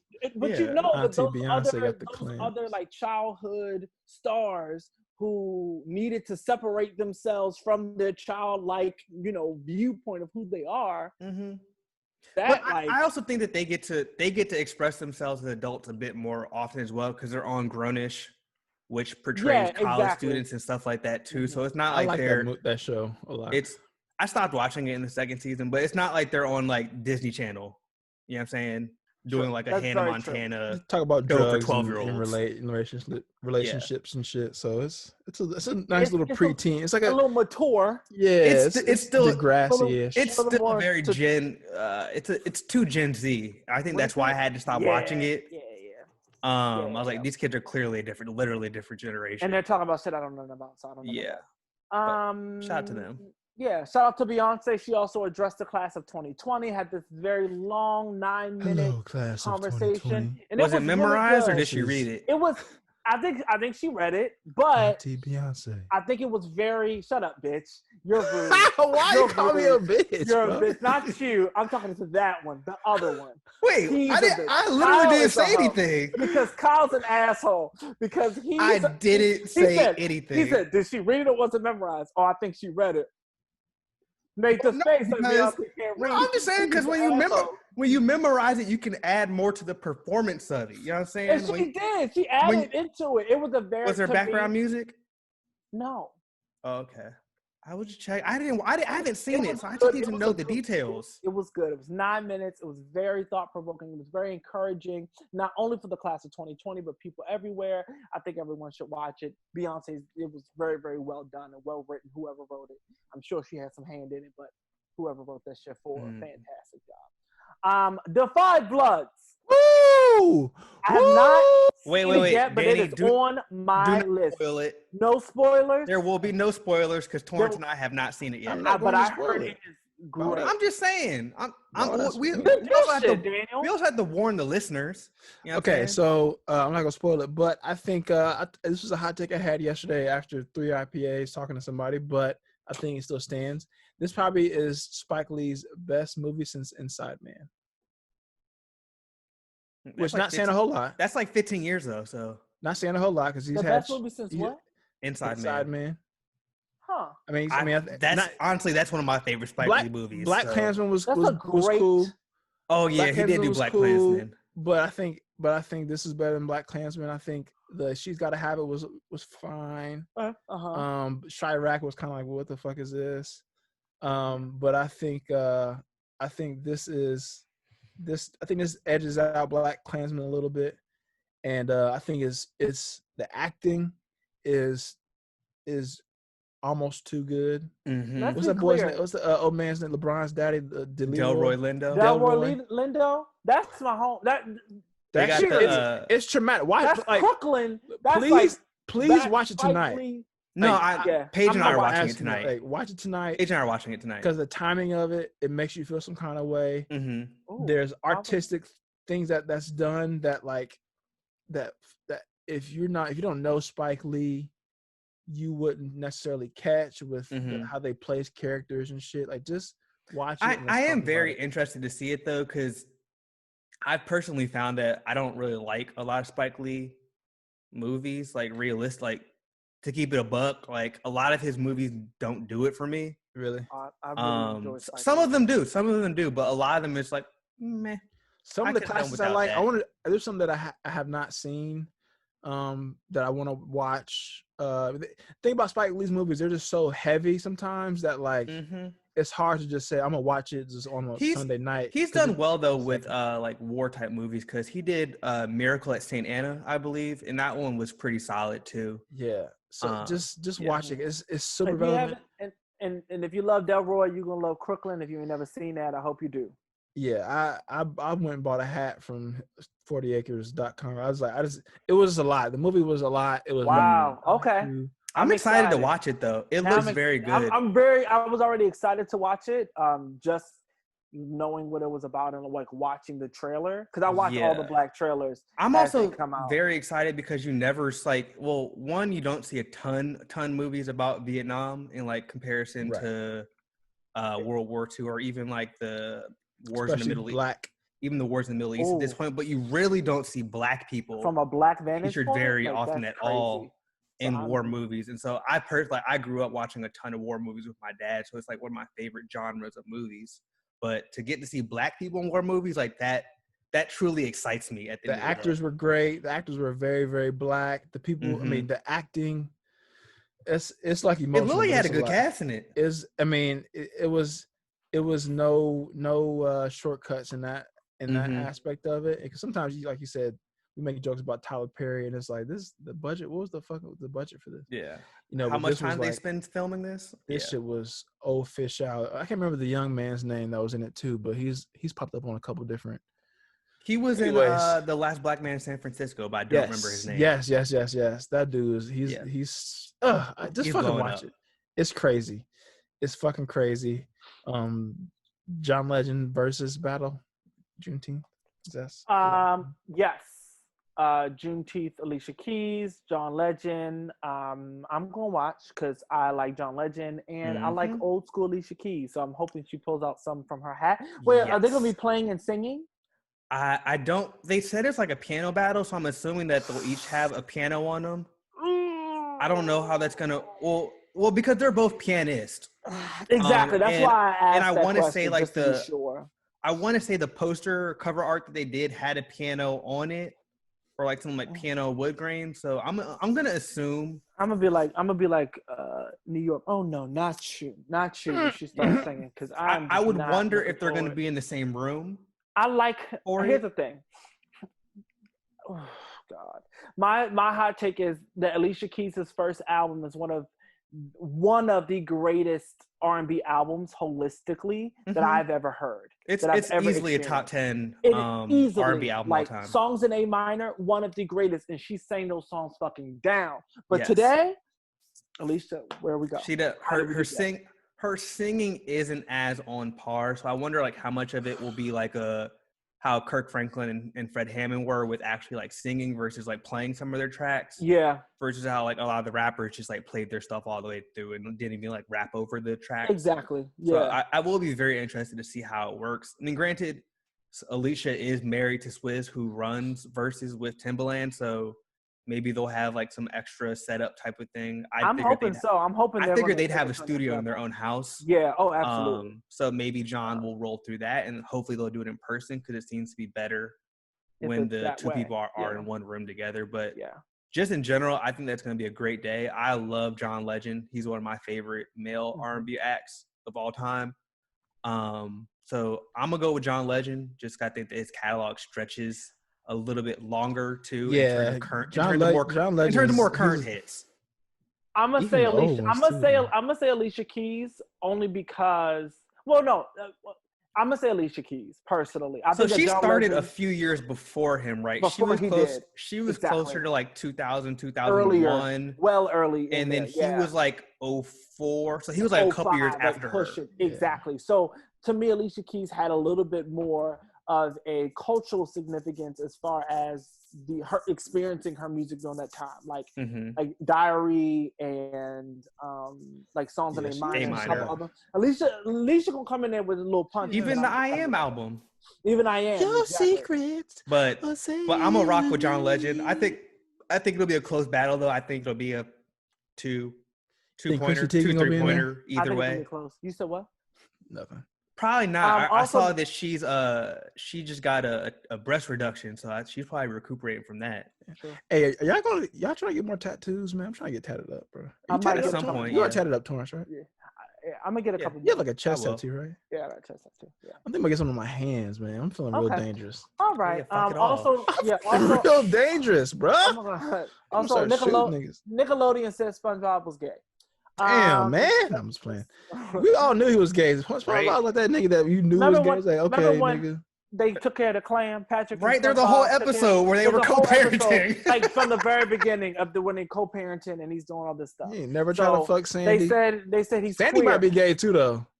No, apparently they said Sandy's straight. They said Sandy done fuck a couple of squirrel chicks back in Texas.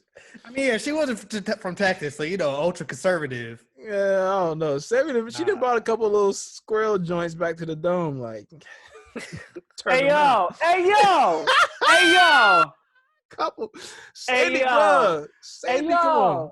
You need to relax, Daniel. I should have said that. I should have let us skip it and move on. You should have. But I will say Nickelodeon's been very progressive. Too, that's over with.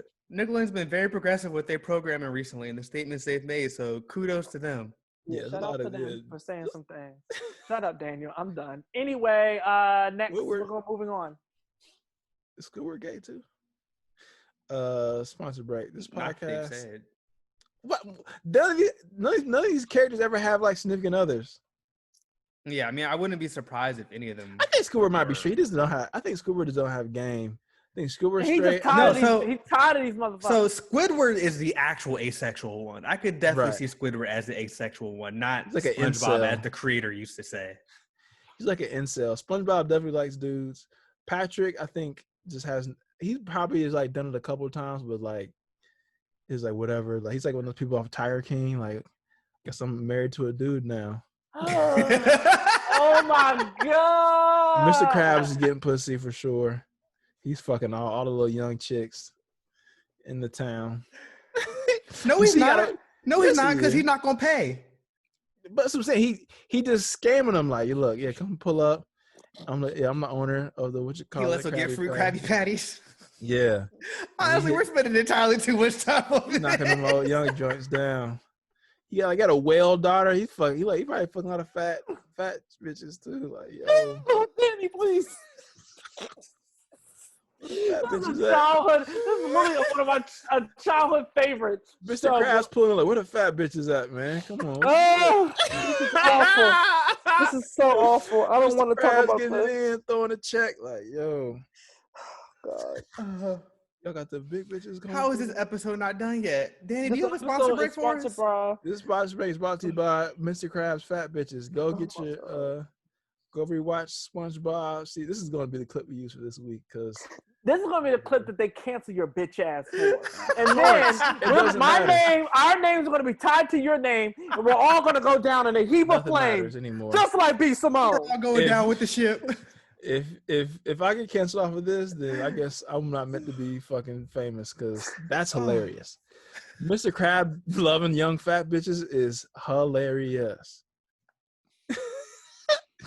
You can see I'm not doing this anyway. With the big bitches like, yeah, y'all hungry. Y'all bitches hungry. All right, protest or not to protest? What's the vibe, man? Kyle's not. But I fully support anyone on those front lines. I truly do. I said it on the last episode. I support you. I'm here with you. Let me know what other bail funds I can contribute to, but I can't do it. Sorry. Yeah, man. Like I said before, I think support and the fight comes in a lot of different ways. And it's not just going to be a month-long or 2-month-long protest or whatever we do. And I was talking to Ashley about this, like, you know, even like, I don't know if y'all ever knew that writer Jazz Fly who passed away last week. I think she was a writer on This Is Us and No Charlemagne and stuff. And like on Charlemagne's podcast, he was talking about being the strong friend and how even the strong friend needs to sometimes be checked on and stuff. And y'all know me, like maybe I am the like strong. I'm emotional, but I'm, you know, oftentimes kind of not like always, you know, in a panic kind of like distraught situation. But and I feel like the reason I'm able to keep it together a lot more often is because I don't make myself susceptible to things that can trigger me as much. So for instance, like the protesting, like I think you know, especially when I was working too, my mental was very delicate. And I think if I were to put myself into those crowds and seeing police and riot gear and all those kind of things, like I think me mentally would not be good for my mental health, to be honest.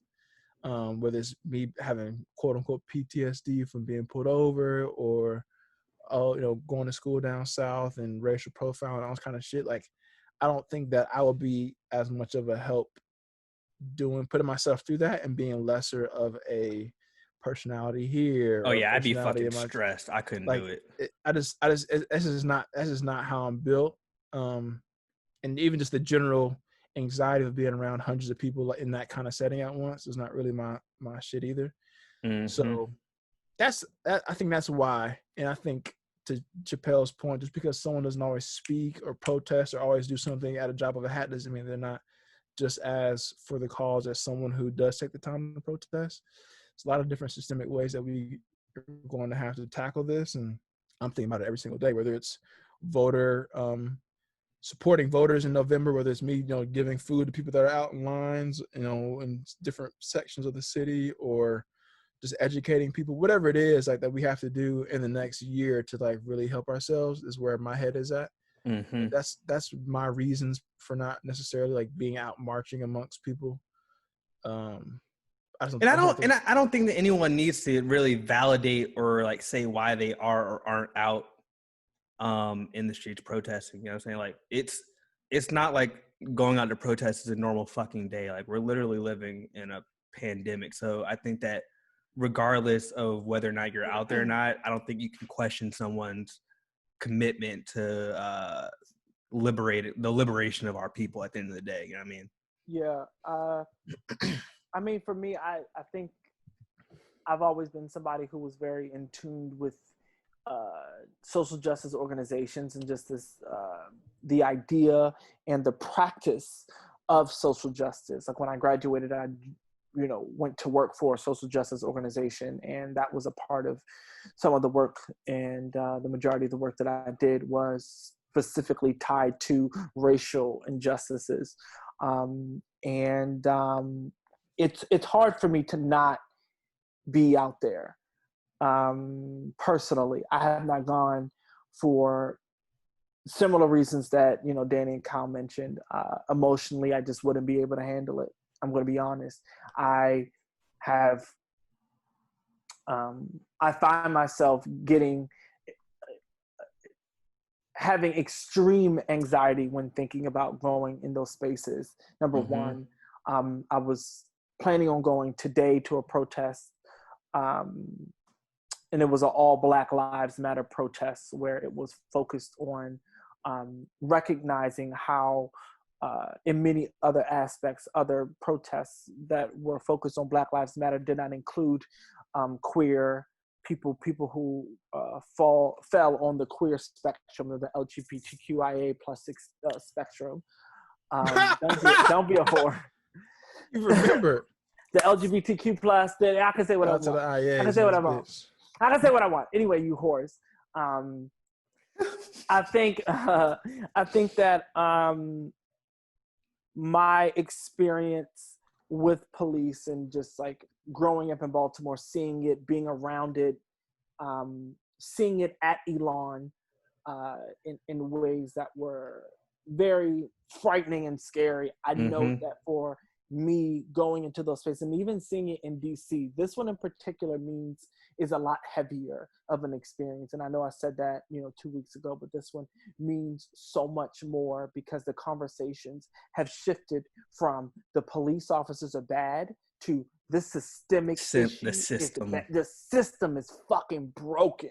Yep. And everyone is having that conversation, not just our circle, not just my circle, but everyone is speaking to the system. I had a call at work, and it was in, I don't want to say too much because I don't want to get too long-winded with this one because I will fucking get pissed off again. But at any rate, part of the conversation was people saying like, oh my goodness, reflecting on everything that's happening, and specifically right now, why this one is so heavy and so intense is because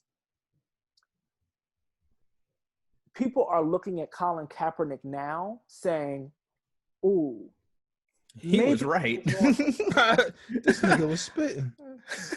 Maybe he wasn't talking about the troops. Mm-hmm. You know what I'm saying? Like maybe he wasn't talking about the people in the military. Maybe he wasn't talking about that at all. And those are the things that, white people are starting to realize that, oh shit, it is a problem. Oh man, how could I be so stupid? How could I be so swept up in this idea that him peacefully taking a knee is worse than... I would have loved, these fucking white motherfuckers, I would have loved for these niggas be kneeling at the national anthem rather than fucking up my Wendy's.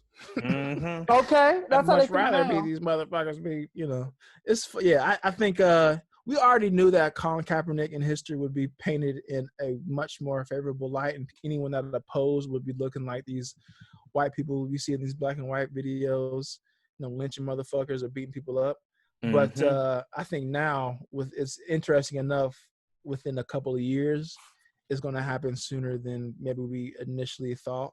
And like you said already, people are looking at what he did, what he stood for. It's like, damn, this nigga was not only right, but he was courageous enough to risk his career. Mm-hmm. And he did it in a way that was very respectful. And the issues that we thought that he was kind of fucking making up are actually really relevant and prevalent, and is a massive issue because now not only are niggas getting their ass beat, but we got white chicks that are dying from being gassed, or old pawpaws getting knocked the fuck out by other white people. Like it's crazy. I meant to talk about defunding the police. Fuck. Okay, no, I think this is a great avenue to discuss. We talk about it now? We can damn sure discuss it.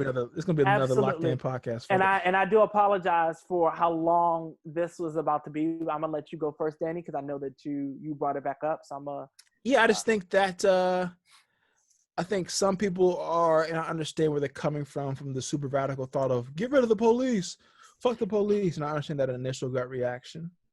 But personally, I was telling Ashley this. I have a gun, but if there's a school shooter or one of these white boys go crazy and they're shooting up, CVS, I don't want to be responsible to have to shoot this motherfucker down. You know what I'm saying? I'm not going to save folks. Right. I don't want to have, once I get my concealed carry, I don't want to have to fucking be, detective, whatever, and get in that gunfight with somebody at Walmart.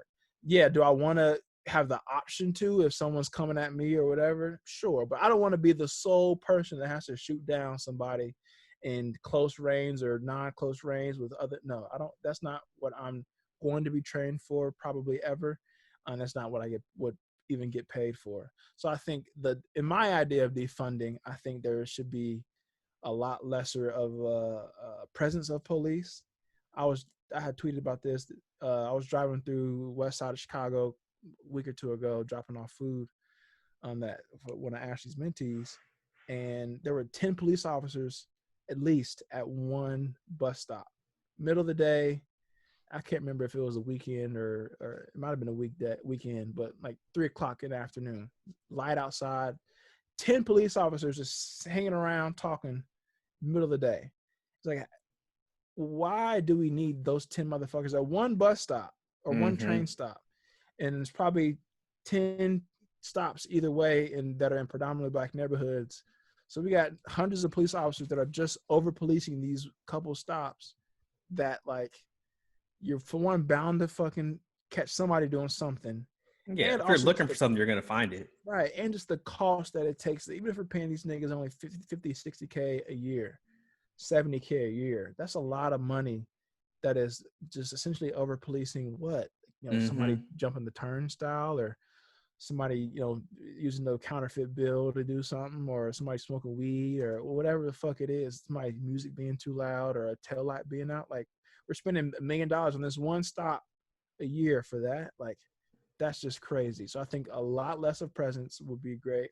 And then also the money we use for that, put it back into the schools to have vocational programs and the public. Like they said, if we can defund education, we can defund the police. So, give kids that are in high school and every public school opportunity to, get into a shop class or a home ec class or a fucking gardening class, that it maybe just only have one teacher in the school that you have trained that has experience, so that kids have the opportunity to take that elective at one point in high school. Instead of always having the police come when it's a homeless person or a mentally ill person, have a trained mental health person that comes to be the first responder to these kinds of calls, that kind of shit. So it's not somebody with a gun that can automatically escalate the situation. Who has very little de-escalation training at that. That's essentially trained to apprehend people and protect themselves versus being trained to de-escalate a situation. So that, in my idea, that's where I think of when I think of defunding the police. Yeah, I mean, I've never heard I guess your particular analogy initially saying like you have a gun and being that person to, I guess, confront that. I've never heard that theory. I think that's like the community policing viewpoint, but where you have people. I heard some people say that, and I've also heard some people that hear the word defund automatically think that as well. And that to me is a shitty way of thinking of how to resolve an issue that already exists by putting it on its citizens to do what we have these organizations and these companies that have this funding to do, right? So what I mean by that is, when I think of defund the police, or when I say defund the fucking police, I'm referring to defunding how much money you pump into these people who are police officers who, like y'all said before, do not have the training to handle someone in a mental health crisis, someone who may be going through that doesn't need to have deadly force, walk up, right? So maybe there is someone is having a mental health issue, a mental breakdown or something like that. And you call 911 and they send over someone who has no training on how to assess and de-escalate a situation to help. However, there are resources, there are organizations that need that funding that people can be employed to work with. Let's talk about getting jobs. Let's talk about making jobs for people, having people and systems in place so that when something does happen, you call 911, they're dispatched. They are the people that's dispatched.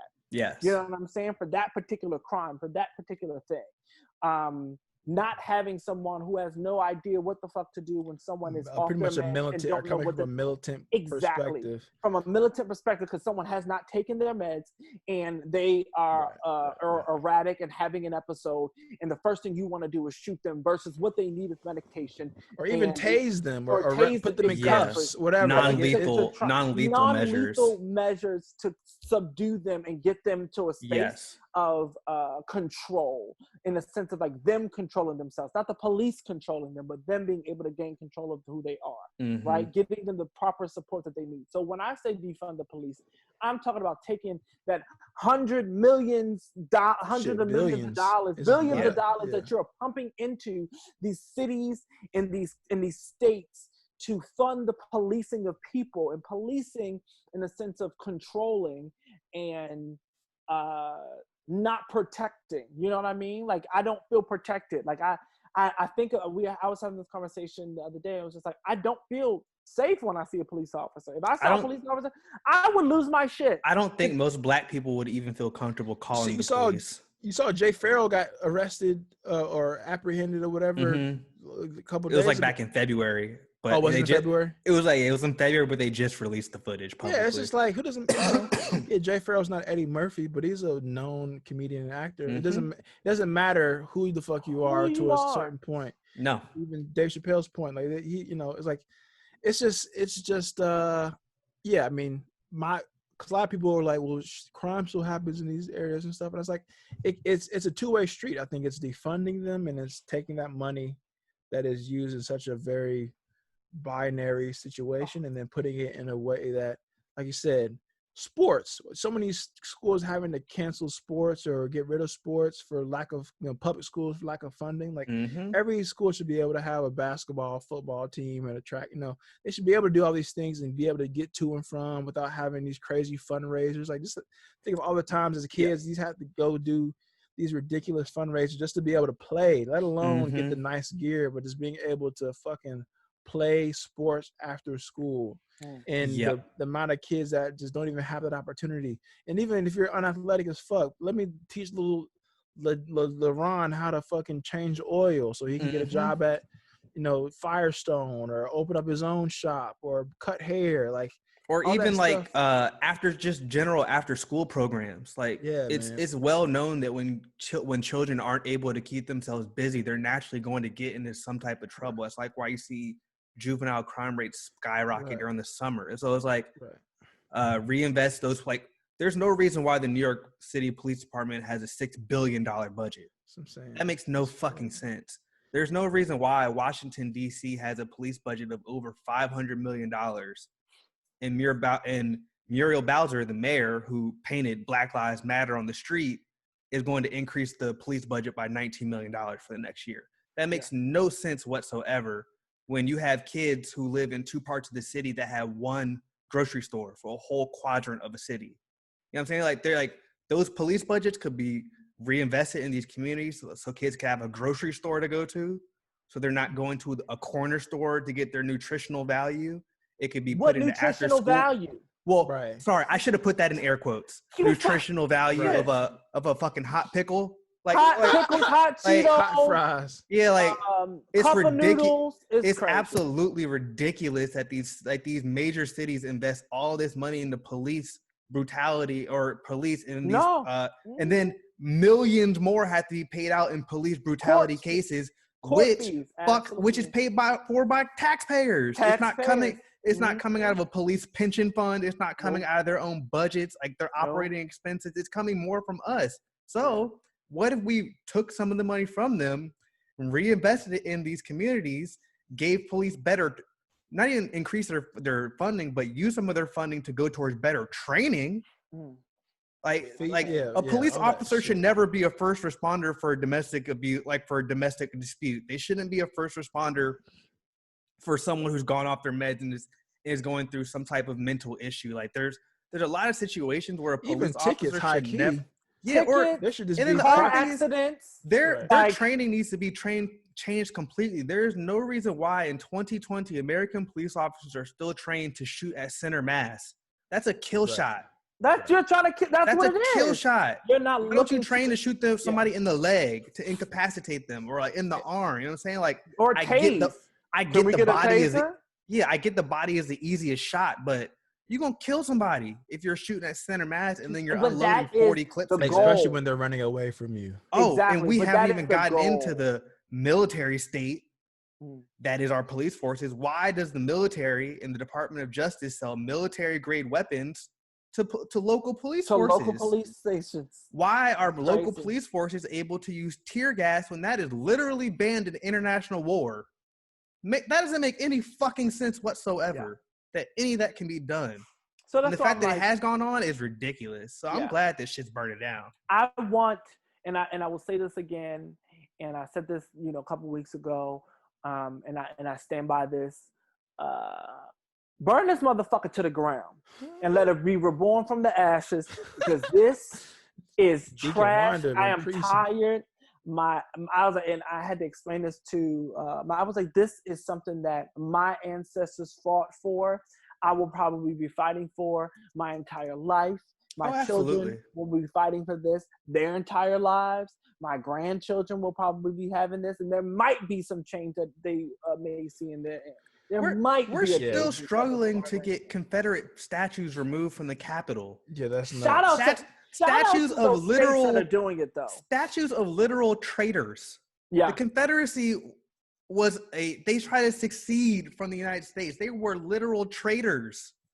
This is our heritage and our. But they believed in the same ideologies that these people believed in already. Yeah, so they were like, I understand why you would want to leave. Because I kind of want to leave too. Why do we have military bases named after Confederate leaders? They literally lost the fucking war. Lost the war. It's like having like the fucking Doug Christie NBA national not the Eric Snow MVP award. Like, what the fuck?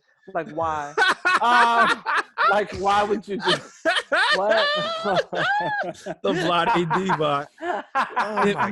Finals MVP. Like, what the fuck? Oh shit. Chris Webber, rookie of the year. All right, anyways, so it's fucked up. I think this is we got to keep putting pressure on these politicians to at least maybe change the word of police reform, but we gotta put more money back into our communities. Well, I sorry, I don't want to go on too long, but I think it's important to keep the word defund. But sure, I think that people just need to have a little bit of reading comprehension and realize that that for some people defunding is enough, but for other people they want abolition. But I think that also it's remembering that this is a marathon. It's not a sprint. And so, like, remember a couple years ago, a lot of white people didn't even want to say Black Lives Matter, but now Black Lives Matter is a much more common thing. And there's so many different parts of America. Like we talk about all the time. We can't police, say, bumfuck Ohio the same way we police Chicago or New York or whatever. Just off of I might be able, if I have 20 acres, I might be able to self-police my land a lot better than someone that's in an apartment building amongst 1,000 people on my block. So it's a lot of different nuance, but I'm with all that community shit, man. We got to give people a lot more opportunities to textbooks, sports, all that stuff makes a huge difference. LeBron, I Promise School, all that stuff, man. Like, if we could replicate that in every major city at least once, like every fucking ball player in the city you play with, start your own school, or go in with 5 other players and start your own school. I think that kind of shit, man, is what's going to make the difference, bro. Because these little kids need a lot, and they're not getting shit. Whether it's every kid should be able to eat at least 1 or 2 meals from school every single day of the year, whether it's without the threat, whether it's in school or summer or whatever.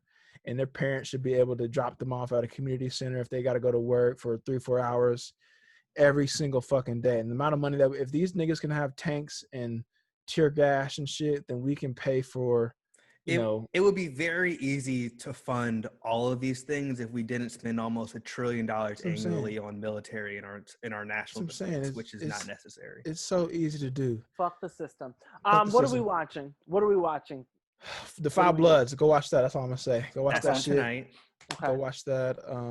I've been trying to go through Sopranos. It's cool.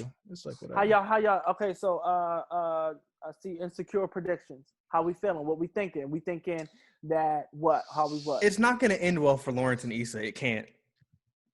Like just the way that because this is gonna be the season finale tonight, but just the way this show has gone, like, nothing ever fully goes smooth for Issa, so I can't imagine that her and Lawrence will end happily ever after. So I see him getting this job in San Francisco. That or Condola is pregnant. Like, there has to be something that's gonna fuck up. I don't know. I feel like rift between the two. I feel like the big rift was Molly. I feel like it's gonna be.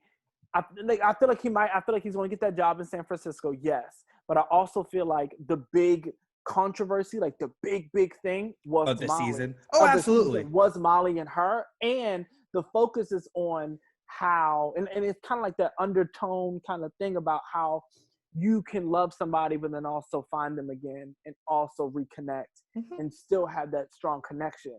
And there's nothing wrong with that, you know, like loving someone, falling off, but then coming back, having a dialogue and a conversation, and then recognizing like, oh shit, like. Well, I think that's what we saw between Issa and Lawrence this season. Exactly, and that's what I'm saying. That's why I think that will sustain. That's the only reason why I think it will sustain, so that season 5 will be this idea of either him going to San Francisco and coming back or something like that for season 5, or it'll be, I don't know. I don't know. I feel like the whole Molly situation is just, Molly's just crazy. The worst. Molly's the worst bitch ever. Yeah, but, I think her relationship's probably it might go to the shitter. But them bringing Nathan back, they brought him back for a reason. So I think it's gonna be something to where her and Lawrence's relationship is probably gonna be harder to maintain, and then that realization of Nathan might be a down ass nigga that I want to be with. Talking in Issa's brain, I think it's gonna be somewhat of a cliffhanger. Yeah, we'll see. We shall see. I'm very excited for it. I'm looking forward to said season. I have to piss so bad. Final thoughts. Go first. I'm about to sneeze. Go ahead. I'm burping. Mind your business. Body shut down. I was for a second. Mind your business. Love everyone as you would want someone to love on you. Stop being a hating ass bitch, and wear your mask and wash your hands. Yeah, man, I pretty much echo that. Just all this sensitive bullshit, man. Be a good person off of social media. So whether that is, and don't just cast the first stone on everybody. Like, look at yourself. You know, don't be so quick to cancel somebody or cancel a thing if you're not doing the right by others. That goes from supporting companies, it goes to supporting fucking gay niggas, all that shit, man. Be a good person, man, because ultimately that's the difference beyond a couple tweets and a couple stupid ass podcasts. My final thought, talk to your friends, you know what I'm saying? Have conversations with them, keep up with them. Just like Torrance said with the black writer, Jasmine, I'm blanking on her last name, but you never know what. Yeah, Jazz Fly. You never know like what your friends are going through or like what they're keeping from you. So even if they don't tell you, just speaking to them can be very important and like uplifting for them. You never know what that impact will have on them. So just keep your friends and your loved ones close to you. And like Torrance said, wash your hands and wear your mask. Amen. Wear your mask, ho. All right, y'all. This has been a fantastic episode of 9 to 5 Podcast. Another 2 hour banger. Shit, y'all. We got to be better. Bye, y'all. Bless. Peace.